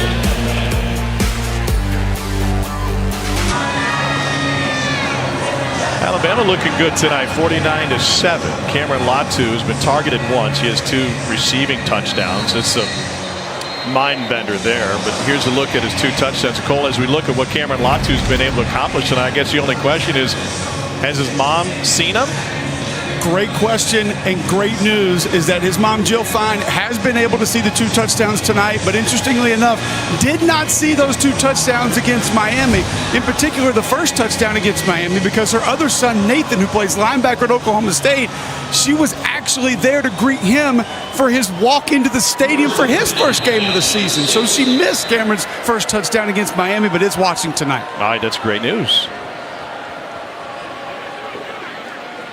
Can you imagine the physical activity in the Latu household with those 2 guys?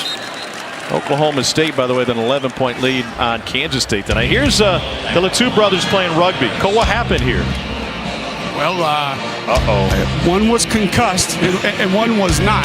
Cameron and Nathan. Oh, friendly fire. Nathan was actually the better rugby player. And Cameron told us he didn't want to play. He never wanted to play, but then his mother, Jill, told me that every time he'd get going, he wanted to start playing, that Cameron would be like, okay, fine, I'll get out there and I'll go play.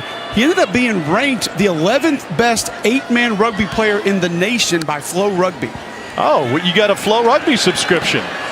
That's it good. Ran out, but I did. Good luck writing that one up. There's Cameron Latu on cue, the product of Salt Lake City. And this is a different kind of play action that we haven't really seen from Alabama. This is a little boot. You fake zone one way, get Bryce Young on the run. Great throw. Just an over route backside from the tight end. We saw a lot of times tonight Cameron Latu climbing up to block those linebackers. Now he climbs up, gets across their face, and wide open for a big play. It's a safety blitz. Here's Mechie. You know, Tom, the best part about that, when we were here for the Mercer game, you and I were talking to Cam Latu, and we asked him, what does being a highly linked rugby player get you? And he kind of looked at us and said, I don't know, man. A concussion or 2. I was like, where do you go with that? He's like, I don't know. His mom did tell me there is professional rugby out in Utah, so would have had the opportunity to go do that had he chose, but feeling like things are working out for him here in Tuscaloosa. It looked like he fell on the ball at the end of that first down reception, took himself out of the game. Hopefully that was minor.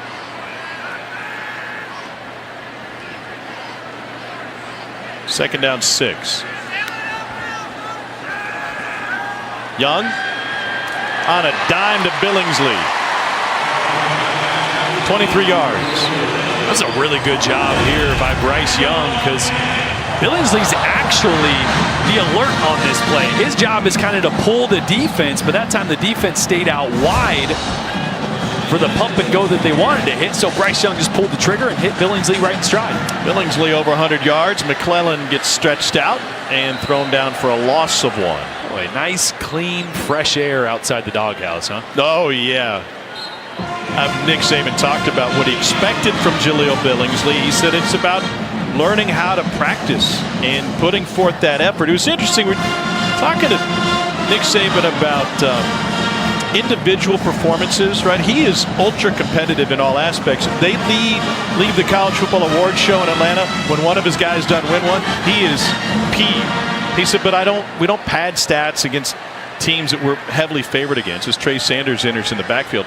He said it's really simple. I tell my guys all the time about how I scouted players when I was in the NFL. When I was in the NFL and I got your cut up, I didn't know if you were playing Southern Miss or Southern Cal. I didn't know if it was 98 degrees or 38 degrees. I did not know if you were playing an All-American or the guy across from you was no good at all. I judge players on their film. Why wouldn't you put your best film out there at all times? And that goes for practice too. Yeah, and that goes for Jaleel Billingsley. I think that's Saban kept saying, look, you got to do all the little things. You got to practice up to the standard that Alabama has here, and he started to do those things, turn the corner, and get more playing time, more opportunities tonight. 3rd and 8. Young completes that one to Slade Bolden, who is brought down just inches short. But speaking of practice, we asked Nick Saban how different his practice plan was in his mentor, Don James, when he was at Kent State back in the early 70s. He says, yeah, there's one difference. He had 5-minute periods. I have 10-minute periods. But basically, the same structure is in place. It was in place from Coach James back in the early 70s. That's crazy, isn't that? I mean, the key is consistency, right? 4th and 1 now. Boydell Williams in his I formation. Williams has the first down and a little bit more. Cole, we talked to him about that. I guess it's not surprising that he would have those standards year after year and they don't change. No, and not surprising that he actually took that model and found a way to make it a little bit more efficient. And this will hit home for Jordan as well. He talked about those practice periods and how instead of going 3 5-minute periods of individual, he'll have a 15-minute pod of individual. He said, so I've moved on to a pod system more so than periods sometimes, because why do I need to do 3 periods of individual when I can do one 15-minute pod of individual? Just basically a way for people to do less work, less things to keep track of. You only have one clock, you only have one horn for your individual period instead of doing 3. And I'm like, man, it makes perfect sense. Why are other people not doing this? The only time it changed was when he went to the NFL. And he said, I learned that NFL guys had expectations. Tuesday, you do one thing. Wednesday, you're going to work on 2-minute and 2-point conversions. Thursday, you're going to insert red zone and goal line situations. So the NFL guys have expectations, and we're going to show you the plays we're going to do before practice starts. Open, beautiful hands on the catch by Latu. And Cameron Latu at 6'5" had to go to the knees to get that one. That's a great catch because this ball is actually a little more inside than Bryce Young probably wants. There's a single high safety, as you can see right there, that is closing in. Malik Shorts, a guy that this staff speaks highly of, but a great job of Latu snagging that, protecting himself and holding on, even though that one's coming back.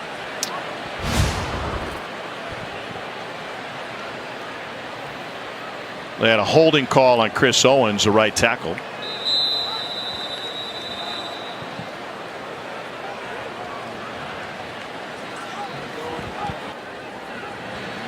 It leaves 2nd and 20. JoJo Earl there in the slot at the top of your screen. He's explosive. You've always had a thing for JoJo's. And they work it outside this time to Trayshawn Holden, his first catch. By the way, the kickoff return by Jamison Williams and then the 81-yard touchdown. Not in the game right now, but Williams, the first player in Alabama history with an 80-yard touchdown catch and a kickoff return for a touchdown in the same game. Back in at this point.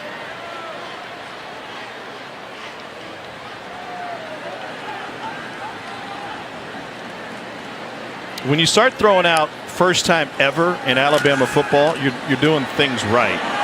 There he is. and it's intercepted off of Williams' hands. Malik Shorts comes up with it.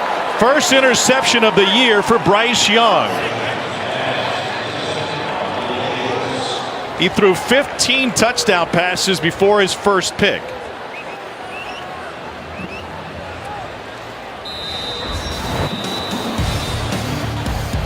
Boy, and he was smiling because that one was not his fault.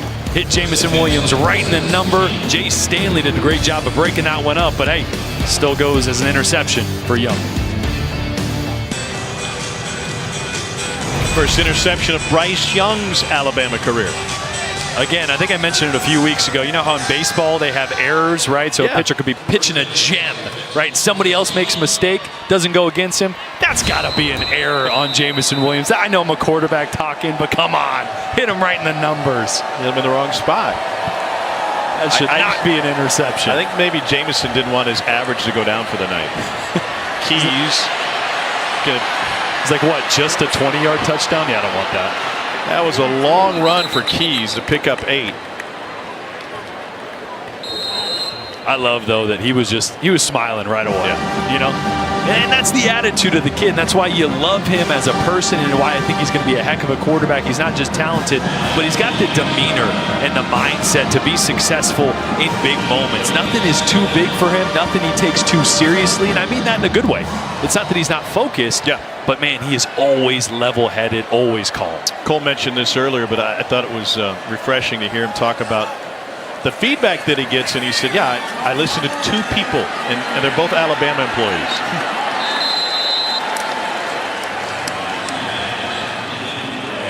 Brad Dennis with the reception. I think his night might be done. Could be a bad last pass to end on, but that's ends on completion. Well, yeah, an error. He threw the ball 22 times tonight. It only hit the ground twice. It's hard to do against anybody.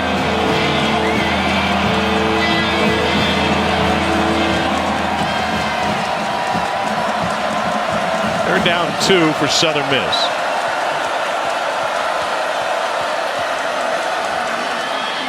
And nice run by Chandler Pittman. Helmet popped off at the end of it. Pickup of 11.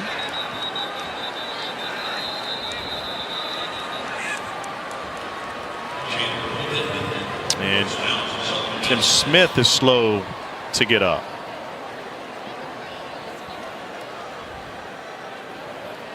Pete Golding really bragged on the upside for these young defensive linemen, Cole.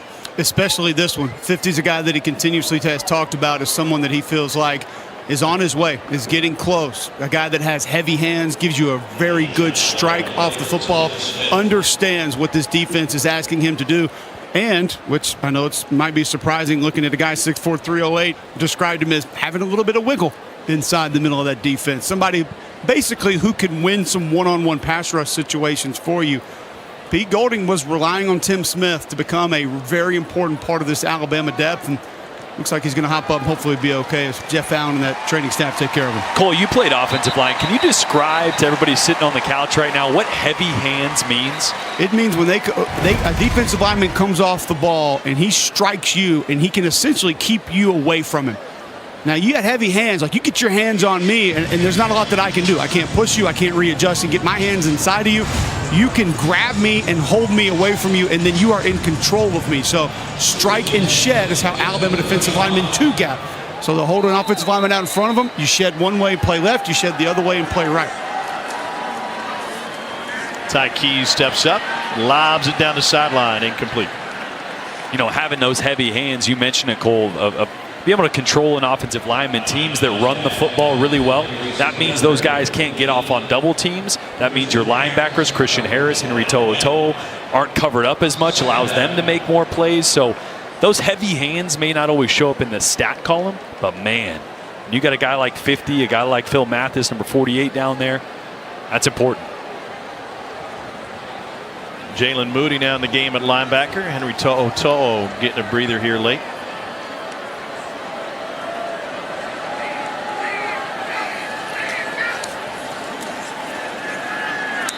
Chandler Pittman Freshman from McGee, Mississippi, picks up a couple. Pittman's another one of those guys, great athlete, was a high school quarterback, got a lot of reps at quarterback this week just in case an emergency situation, but him along with Jason Brownlee, Bailey Brown as well, those are guys that when they hit conference play, they're guys that stand out from an athleticism standpoint in the Conference USA. Obviously tonight, a little outmatched, but guys are going to make some plays for Southern Miss the rest of this year. Move Drew Sanders inside. Keys will take off. He's got a first down run and a slide. 12-yard scramble for the freshman QB. You know, he's had some advantage from an advice of another quarterback that played at his high school that went on to have a great NFL career. That's Jason Campbell, former Auburn quarterback. I talked to Jason today, and he said, yeah, I know Ty. He used to come to my QB camp when he was a little kid. He said he talks to him every now and then, and he did mention that. He said, man, that's tough for him. You guys mentioned that pressure that he had being the quarterback there. Talked about just the great athletes in his family, on both sides of his family, and the pressure that he's had to live up to during his high school career. Mom, renowned basketball star, perhaps the best female basketball player in the history of Smith County. Wanted to go deep and launches it past the line of scrimmage. LeBron Ray was chasing. Will not flag him for intentional grounding. No foul for intentional grounding. The quarterback was outside the pocket and the ball crossed the line of scrimmage. This is second down. It was outside the pocket. The reason you may be scratching your head, it looks a little weird. Usually as a quarterback, you want to throw that to the near sideline. Yeah. Or, you know, those quarterbacks like me that didn't have the biggest arm, right? He's like, no, I'm just going to get it out of there. Keys was recruited by Will Hall to Tulane and originally committed to the Green Wave. Hall got this job, and Keys decided to stay closer to home, and he'll scramble on this one. Nick Saban not happy. Keys steps out of bounds at the 33. So the reason that those lanes have been there, and this is why Nick Saban is irritated right now, you start to get some reserve linebackers, reserve defensive linemen in there, rush lane integrity. It's not all about just getting to the quarterback. See 90 get outside of his rush lane there. Yep. You got to stay in your rush lane to make sure that you don't open up big holes, right? The previous run by Ty Keys, there was no one in the middle. Everyone's trying to win with speed on the outside. You lose your rush lane, you leave those big openings for an athletic quarterback. Sanders got taken down on the edge. They go to the left side again. And Frank Gore Jr. taken down. It's a 42-point lead for Alabama. A quarter still to go here in Tuscaloosa.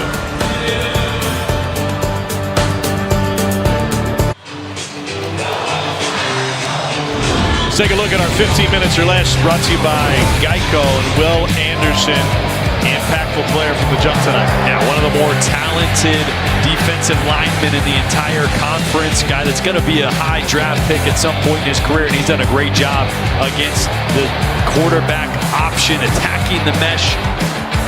Those long arms that Cole showed you earlier, those are a big help when you're attacking the quarterback. They go with the option again, and Keys gets taken down by Jalen Moody. Time stop. You saw Nick Saban get a little frustrated with some missed assignments earlier, and now he's got his team out there for third down. He told Cole at the half, we're not doing a good enough job at third down. They were sensational, 2 of 9 in the first half.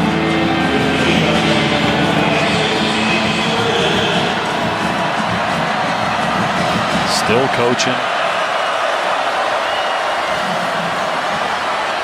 Shot to the end zone.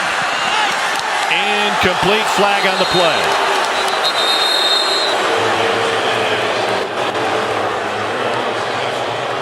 Carry is cast to the intended receiver. On the defense, number 28.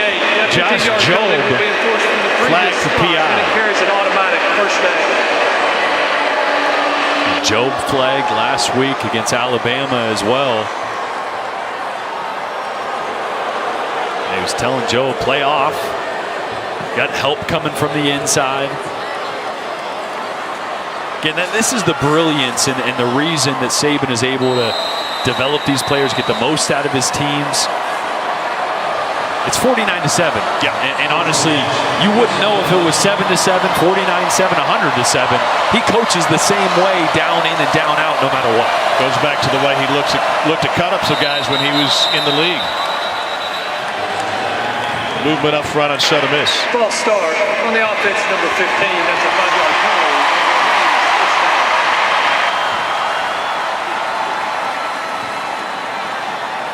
And of course, Nick Saban works with the Alabama defensive backs every day.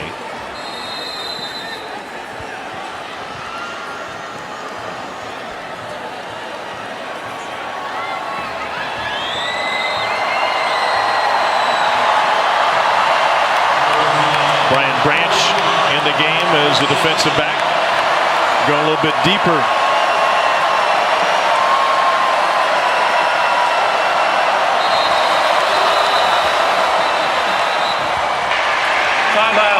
Southern Mississippi. Southern Miss will take a timeout, down by 42. Will Hall says we got to get this moving. He's got a freshman at quarterback, and that freshman at quarterback is playing against perhaps the best of all time to do it, not just in college football, but you put Nick Saban up against the best coaches in sports history, and he can more than hold his own. I'm a fan of the soundtrack for that. Belichick 6 titles. Saban's got 7, including 1 at LSU. John Wooden picked up a bunch at UCLA. And there's Phil Jackson. Lakers and Bulls. Got a few. Look at Bill. Bill looks a little sour. Yeah.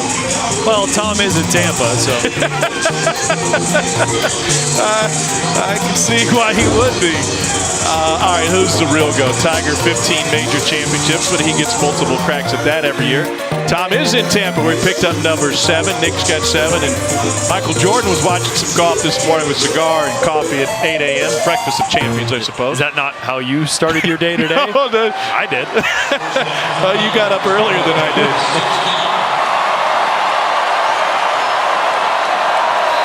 Little Debbie and some coffee for Nick this morning.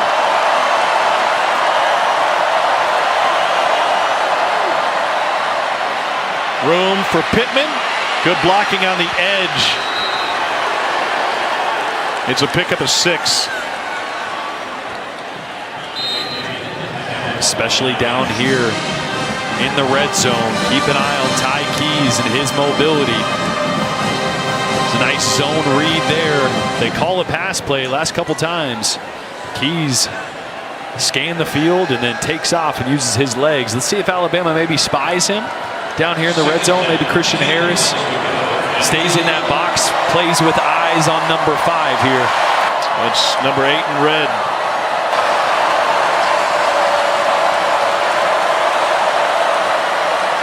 Keys to throw. End zone tipped and caught. A Southern Miss touchdown for DeMarcus Jones.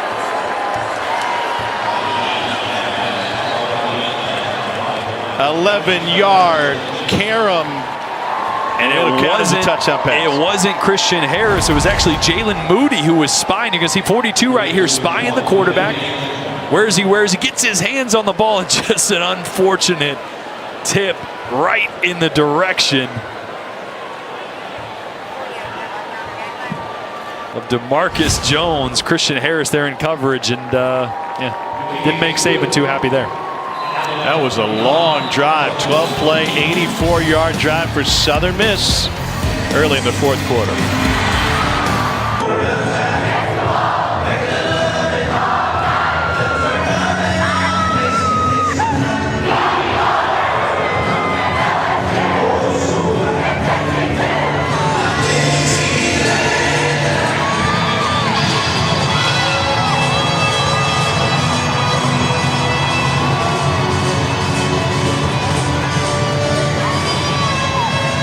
All right, thanks. Bo Nix will be the story. 13 of 27.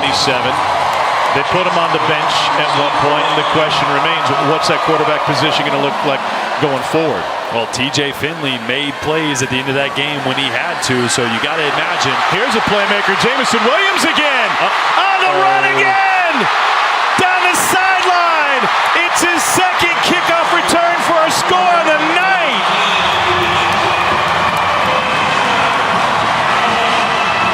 That was nearly 83 yards after a 100-yard return to open the game.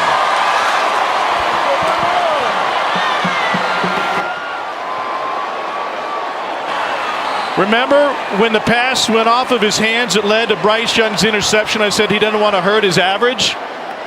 3 touches, 264 yards for Jalen Billingsley tonight. That seems like a good average. If I could make a PSA to every SEC team right now, do not kick the ball to number 1. Under any circumstances, just don't do it. Not a good idea. Well, the scouting report on Jameson Williams is that he's faster than Devontae Smith, and that guy ended up with the best hardware in the country last year. Yeah, he's pretty good. One's pretty good, too. They had barely finished the final tunes of Dixieland Delight before Jameson Williams got his second kickoff return for a score tonight. Oh, it's a great combination of vision, and then that's just speed. I mean, nobody is catching number 1 when he's at his top-end speed right there. Just remember last time we were here, strength coach David Ballou told me they clocked him at 23 miles per hour on his GPS. I feel like he probably hit it again there. Yeah, I think so. For all you wondering, too, it is pretty hard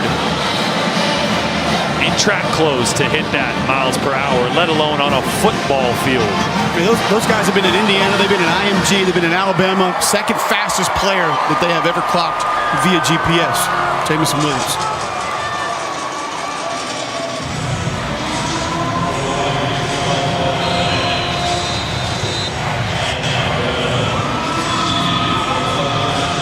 Man, oh man.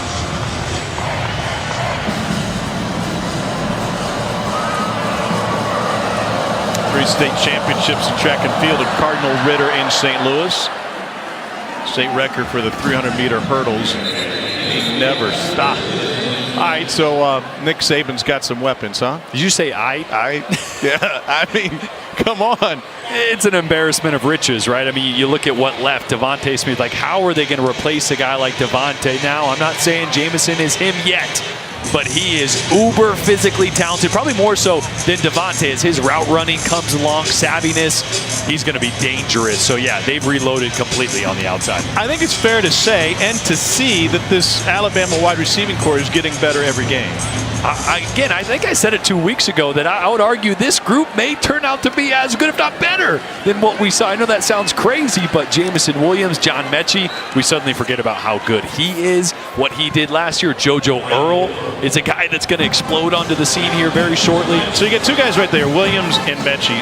How does Williams' emergence help Mechie? It absolutely helps. I mean, think about last year, all attention was on Devontae Smith. And so John Mechie got a lot of favorable matchups, a lot of one-on-one matchups. Now, who do you guard?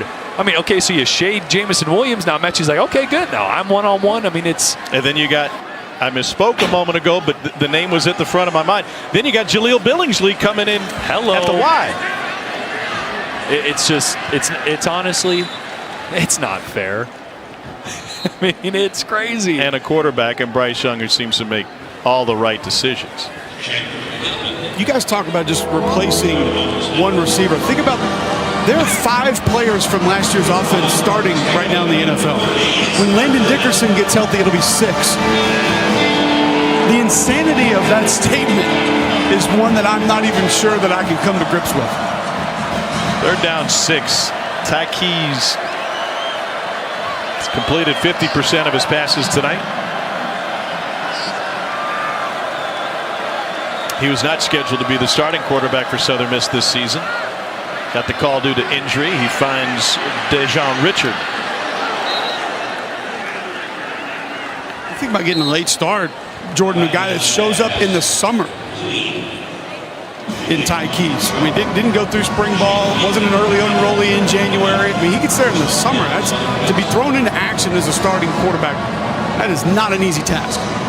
And I think they're going to flip on the film tonight on the way home and tomorrow as a team. And I think they're going to be pretty pleased with how Ty Keys has played. In a lot of adversity, he's made some big-time throws. His decision-making has actually been really good. And that was something that struggled a little bit last week in his first start against Troy. He's got a ton of talent. I think he's going to be a heck of a player in Conference USA and a guy that can really help take them to the next level, take that next step as a program. Well, Trey Lowe had been the starting quarterback, West Virginia transfer, whose Grandpa was an All-American here at Alabama back in the day. Lowe is out with a foot injury. And it remains to be seen how soon he can return. But Ty Keyes getting some valuable experience here early in the season for Southern Miss. Jamison Williams made some history tonight with 2 kickoff returns for a score.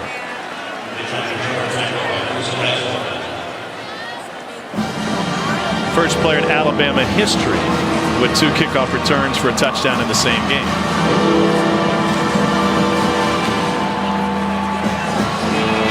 How many times has that even happened anywhere? Not very often. Darius Sims did it for Vandy back in 2014. Yeah, I remember that. Baylor had Treston Ebner pull it off last year. But, I mean, just throwing darts and pulling out a guy here or a guy there. 3rd and 8. They got in the backfield in a hurry. It'll turn into no gain. How about the speed off the edge from Jamil Burrows? Cole 98's not supposed to move like that. No, he's not. And consistency will be the word that comes up when you talk about Burrows, a guy that just doesn't show up like this all of the time. But it's a nice read. You get an offensive lineman that's pulling, you just track him, follow back behind. Going to take you right into the play. Not sure if that stunt was called. Something Pete Golding's going to have to go back and take a look at, but nice quickness for the 308-pounder. He went after Keys like Cole goes after Chuck's fish Brussels sprouts. Oh, my. Oh, boy. Slade Bolden back for a return. It'll be over his head. He'll let it go into the end zone. 49-yard punt. First in Alabama history. Second to have multiple kickoff returns in a career, joining Christian Jones, and he's got 2 in this game.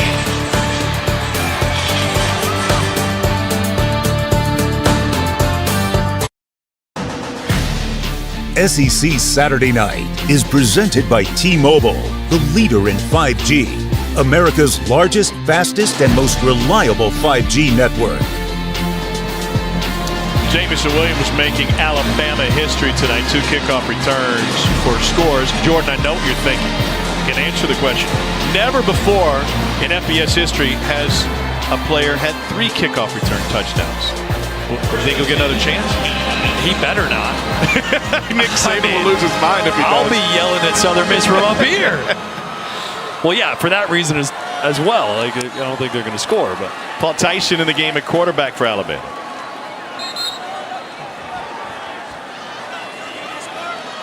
Trey Sanders gets a couple.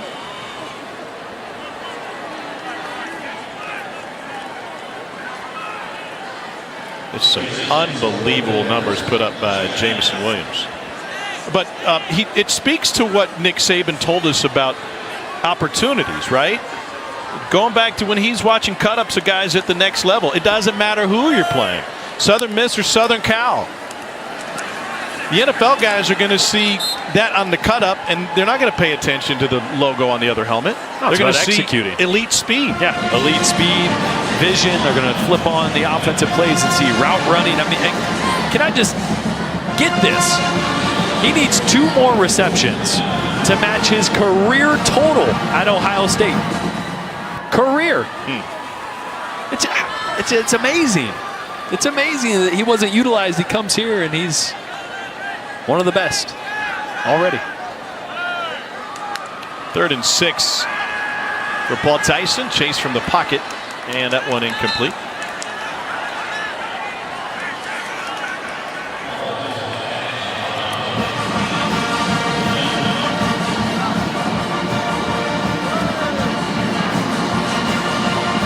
One of the plays that Williams made was finding a spot in a hot route last week, and Bill O'Brien said if you don't know football, you just look at that play between he and Bryce Young, and you don't think much of it. But if you know ball, you know how impressive that one reception was against pressure. Yeah, because the way Alabama does things is very much like the NFL. Bryce Young handles all the protections, and if the defense blitzes, a lot of times that's handled with a hot route, but it's not necessarily built in. It's a side adjust, meaning he and the receiver, and in that case that you're mentioning last week with Jamison Williams, they got to be on the same page.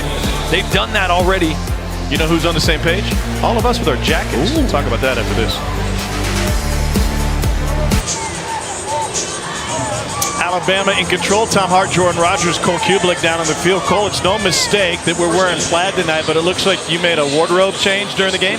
I had to go a little bit extra further. You know, no matter where you go on this campus, I had a chance to talk to Patrick Murphy today. I ran into Nate Oates this morning. Luke Ratliff's name still comes up, better known as Fluff to Alabama fans. And we wanted to just pay a little bit more of a tribute to him, because we know he means so much to so many people, not only around this university, but especially inside that athletic department. Talked to Greg Byrne about him right before the game today as well, and Patrick Murphy said, hey, I got a jacket that I had made especially for him. I want you to try to wear it. And the only thing that I can think of is that Fluff is up there right now looking at this jacket, doing Chris Farley, fat man in a little coat, as I'm wearing this thing right now, laughing at me. The only thing that would be better than this would be an FBI windbreaker, and I couldn't get my hands on one of those. So, Miss Pam, I know you're watching at home. We just wanted to tell you we're thinking about you. We still think about our guy Fluff. We know how much he meant to everybody. And just, we love you, and God bless you. The jacket does beg for you to maybe mix in a salad. Yeah. And I'm just, you know, I'm hearing Fluff's voice in my head.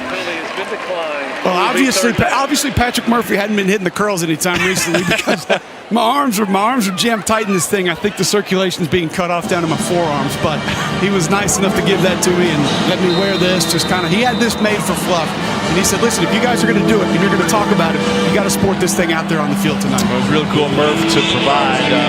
Luke Ratliff passed away this past summer after a bout with COVID, a quick one, and was lost way too early and too quickly. He was, to call him an Alabama superfan would be an understatement. Play clock at 1, and Keys gets it off and fires incomplete. High Keys pass intended for What do you think Will Hall takes out of this game from a Southern Miss perspective? I think you can build a lot off some things they did on both sides of the ball on defense early in this game. That they tackled really well, that they were disruptive with some of their movement up front. Obviously, at the end of the day, Alabama's speed, their recruits, their players are just a little bit better, and that's going to show. But also offensively, I think Ty Keys did some really nice things, moving the pocket, using his legs, a couple decisions. The throws to Grayson Gunter, the tight end, is something you can build off of, so a lot. Ooh, JoJo Earl making it interesting. And he'll get swarmed and go the wrong way. 50-yard punt. Loss of 7 on the return. By the wayside in Tuscaloosa sits, well, the Waysider, where Bear Bryant ate breakfast every morning. Ham steak with eggs over medium, grits, biscuits, and red-eye gravy. Today, you can sit in the Bear's chair, order the Bear's breakfast, and sink your hound's tooth right into it. Alex Sarai McGee taking us through. There's Bear. Final home loss came to Southern Miss in 1982. Reggie Collier did the damage. Deep ball grabbed. High point by Javon Baker and a 34-yard completion from Paul Tyson. Fitting timing, the grandson of Bear Bryant with the completion. Now, really great coverage on the outside, and a good job by Paul Tyson of not trying to lead him, not trying to put that too cute to the sideline. Just throw it up, allow your big-bodied receiver to go up and make a play, and Javon Baker did just that.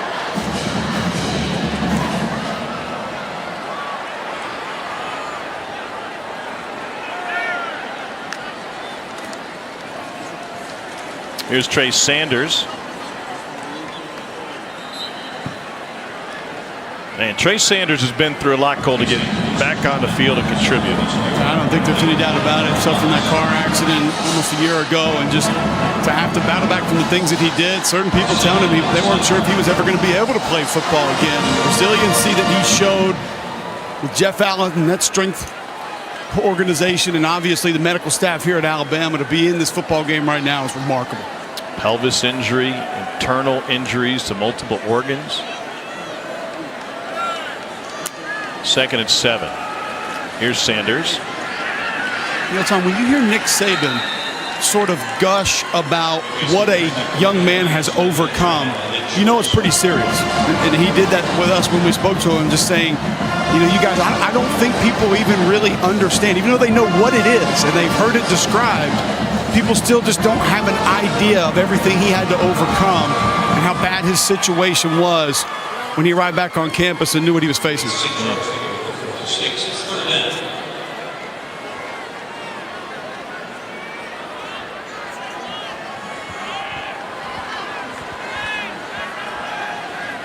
Good night running ball for Alabama. Roydell Williams, 110 yards. McClellan just 3 yards away from being the second 100-yard rusher. Tyson got hit as he threw. Wide open. There's another first down. It's Cameron Latu making big moves down the sideline. It's a 22-yard gain. Great anticipation by Paul Tyson. He throws this ball under pressure, but also before Cameron Latu was even out of his break. So a good job leading the tight end to the outside under pressure.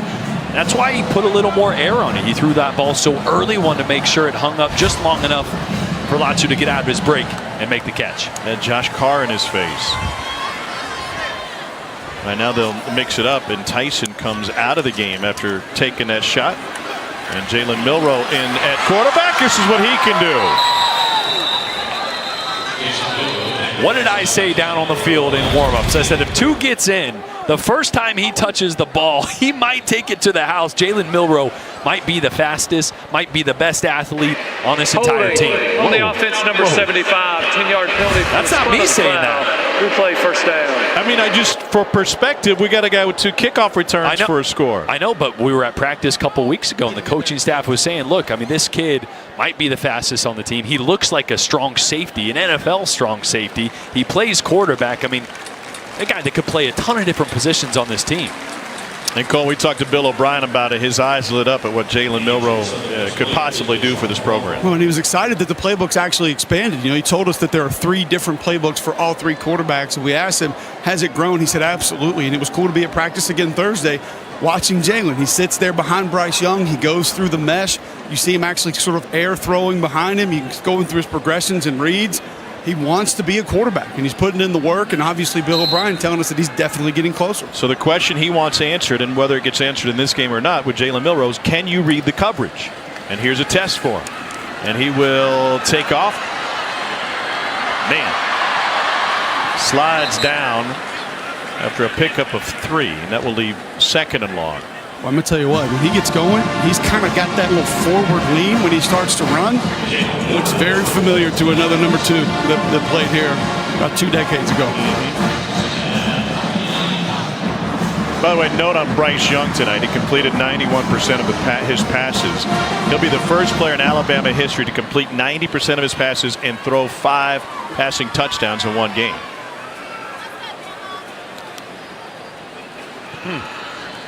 That's good, huh? Yeah, once again. You know, new starter replacing Mac Jones and Tua Tagovailoa, 2 of the best that have done it at that position in the SEC, let alone in Alabama. And just breaking records through your first 4 starts like it's another day at the office, right? Yeah. It's crazy.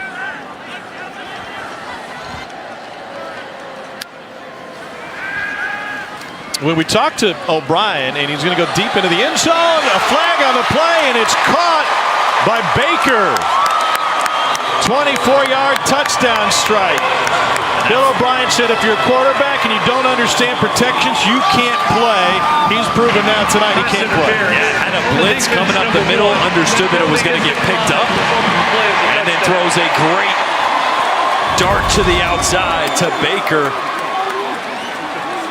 who fights through the really hand checking there from Rayshawn Mitchell on the outside to make another great play in tight coverage. 2 big grabs for Javon Baker. First down and a touchdown. Tell you what, Milroe can throw it too. He can spin it. When that ball comes out of his hand, it is moving. Alabama has extended its lead 63-14. That's significant to some.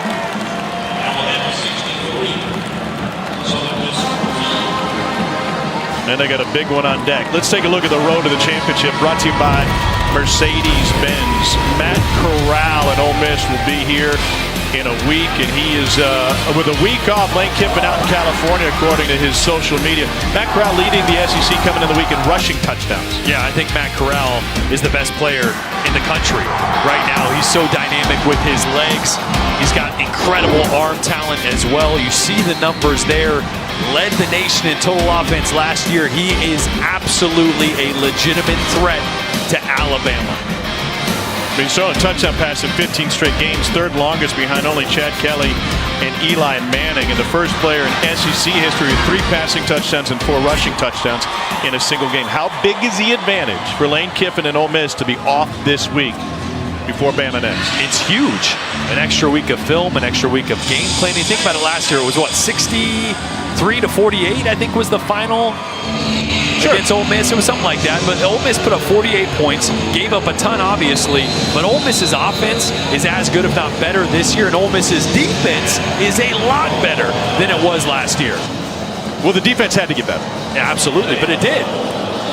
Not just lip service to say it got better. That defense, and DJ Dirk and the defense coordinator has them playing at a higher intensity. Schematically, they're better. So what are your expectations? Ole Miss comes in here, afternoon game next week after a week off, and Lane Kiffin may be the best play caller in college football. Yeah, I expect a barn burner. I expect a lot of points. I expect Alabama and Bryce Young are going to have to go blow for blow. And the first really big mistake on defense or big turnover, I think, is really going to change the game. How pumped up is Lane going to be to come in here? Oh, are you kidding? He lives for it. He's probably already got 3 or 4 tweets in his drafts right now, just waiting to get fired up. You know, he's on the plane out to LA, probably firing up a few sarcastic jabs or something like that, you know. Bill O'Brien referenced Lane Kiffin this week when we met with him. And I asked him, you're out of college football for a while. He said, yeah, the 7 years I was out of college football, a lot has changed. He said, but I kept track of the game through draft prep, and I saw what guys like Lane and Hugh Freeze and Sark were doing. He said, when I was at Penn State, we could run the ball 35 times a game and win. Everybody in the Big Ten played cover 4. Brett Bielema was at Wisconsin. It was a running league, and now Lane Kiffin comes in to Nick Saban's program. They decide to rehaul the entire offensive attack, and what college football turns into a copycat league too, right? And now all of a sudden everybody going more up-tempo, and Bill O'Brien took note of that. More up-tempo, and I think one of the staples of Lane Kiffin, Ole Miss, and also let's not forget Jeff Levy calling a majority of the plays as well, is an unbelievable play caller. The staple is a lot of misdirection and eye candy pre-snap, at the snap, and that is one thing that Alabama and the linebackers did struggle with, some of the movement across the formation last week from Florida. So that's something they're going to have to get shored up, because Ole Miss will bring a lot of it next week. I want to talk about Alabama's defensive presence in a moment, especially next week with as many plays as Ole Miss is going to run. But Bill O'Brien said, I don't mean this in an egotistical way, but when I was coaching at Penn State, I didn't really need a call sheet. Yeah.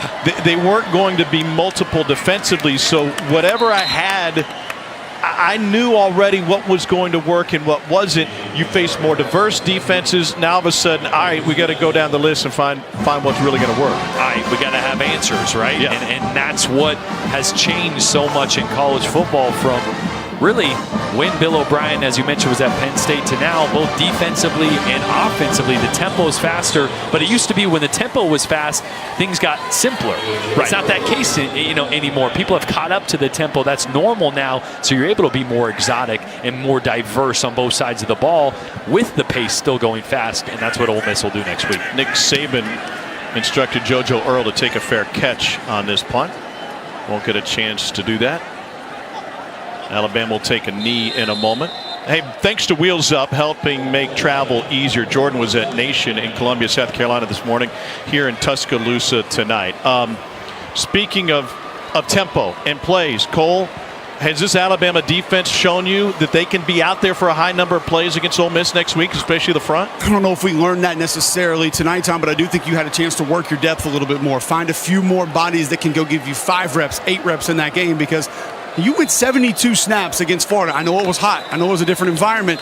but you were gassed out a little bit in the fourth quarter of that game. I would be concerned about that. Now, is the weather going to be a little bit cooler? Maybe. Still going to be a 2:30 game, and you're going to be talking about a team that wants to run 100 plays in that game. So some of the depth, some of the bodies that got in tonight might have to play a critical role in that game against Ole Miss next week. By the way, I know it's still early in the season. We'll just be into October, but that could be a Heisman-defining game between the two Heisman favorites next Saturday afternoon. Alabama took care of business in more ways than one tonight. Nick Saban's team got multiple kickoff returns for a touchdown from Jamison Williams, including the opening kickoff of the game.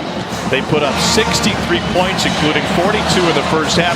Bryce Young completes 91% of his passes, 5 touchdowns and a pick. He threw for 313. Boydell Williams ran for 100 yards. They held Southern Miss to just 82 rushing yards. A lot to like about this game for Alabama, which could serve as a tune-up. Cole is standing by with Nick Saban. Coach Saban, you weren't necessarily pleased with your team's effort in the first half. Did you feel like they improved in the second half? No, I thought we played a good game today. I thought we played with intensity the whole game. We played with good energy, which is what we were trying to, do in this game. Doesn't matter who you play. It was really about us and how we played and how we improved as a team. So I thought we did a lot of good things in this game, so hopefully we can build on it. Specifically execution on defense. Did you see more of what you wanted to see in this game as opposed to maybe last week? Well, they did a lot of stuff we didn't practice, all that orbit motion and getting in two-back, kind of option type stuff. I thought our players did a pretty good job of adjusting to it. We messed it up a couple times in the first half, but in the second half, I think we played a little bit better. Coach, I just want to commend you. You've done an excellent job coaching up Jamison Williams in the return game. How do you do that?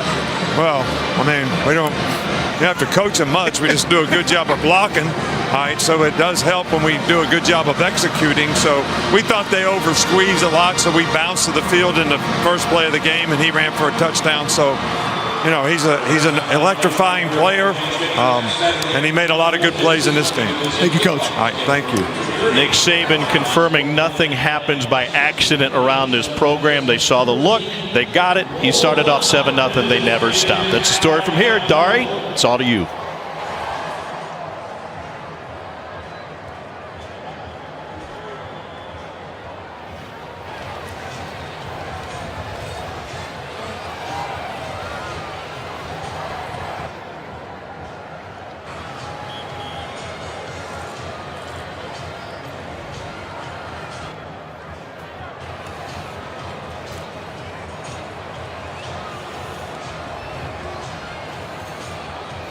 With Alabama quarterback Bryce Young, excellent performance tonight. Just tell us what you saw tonight that allowed you to have success.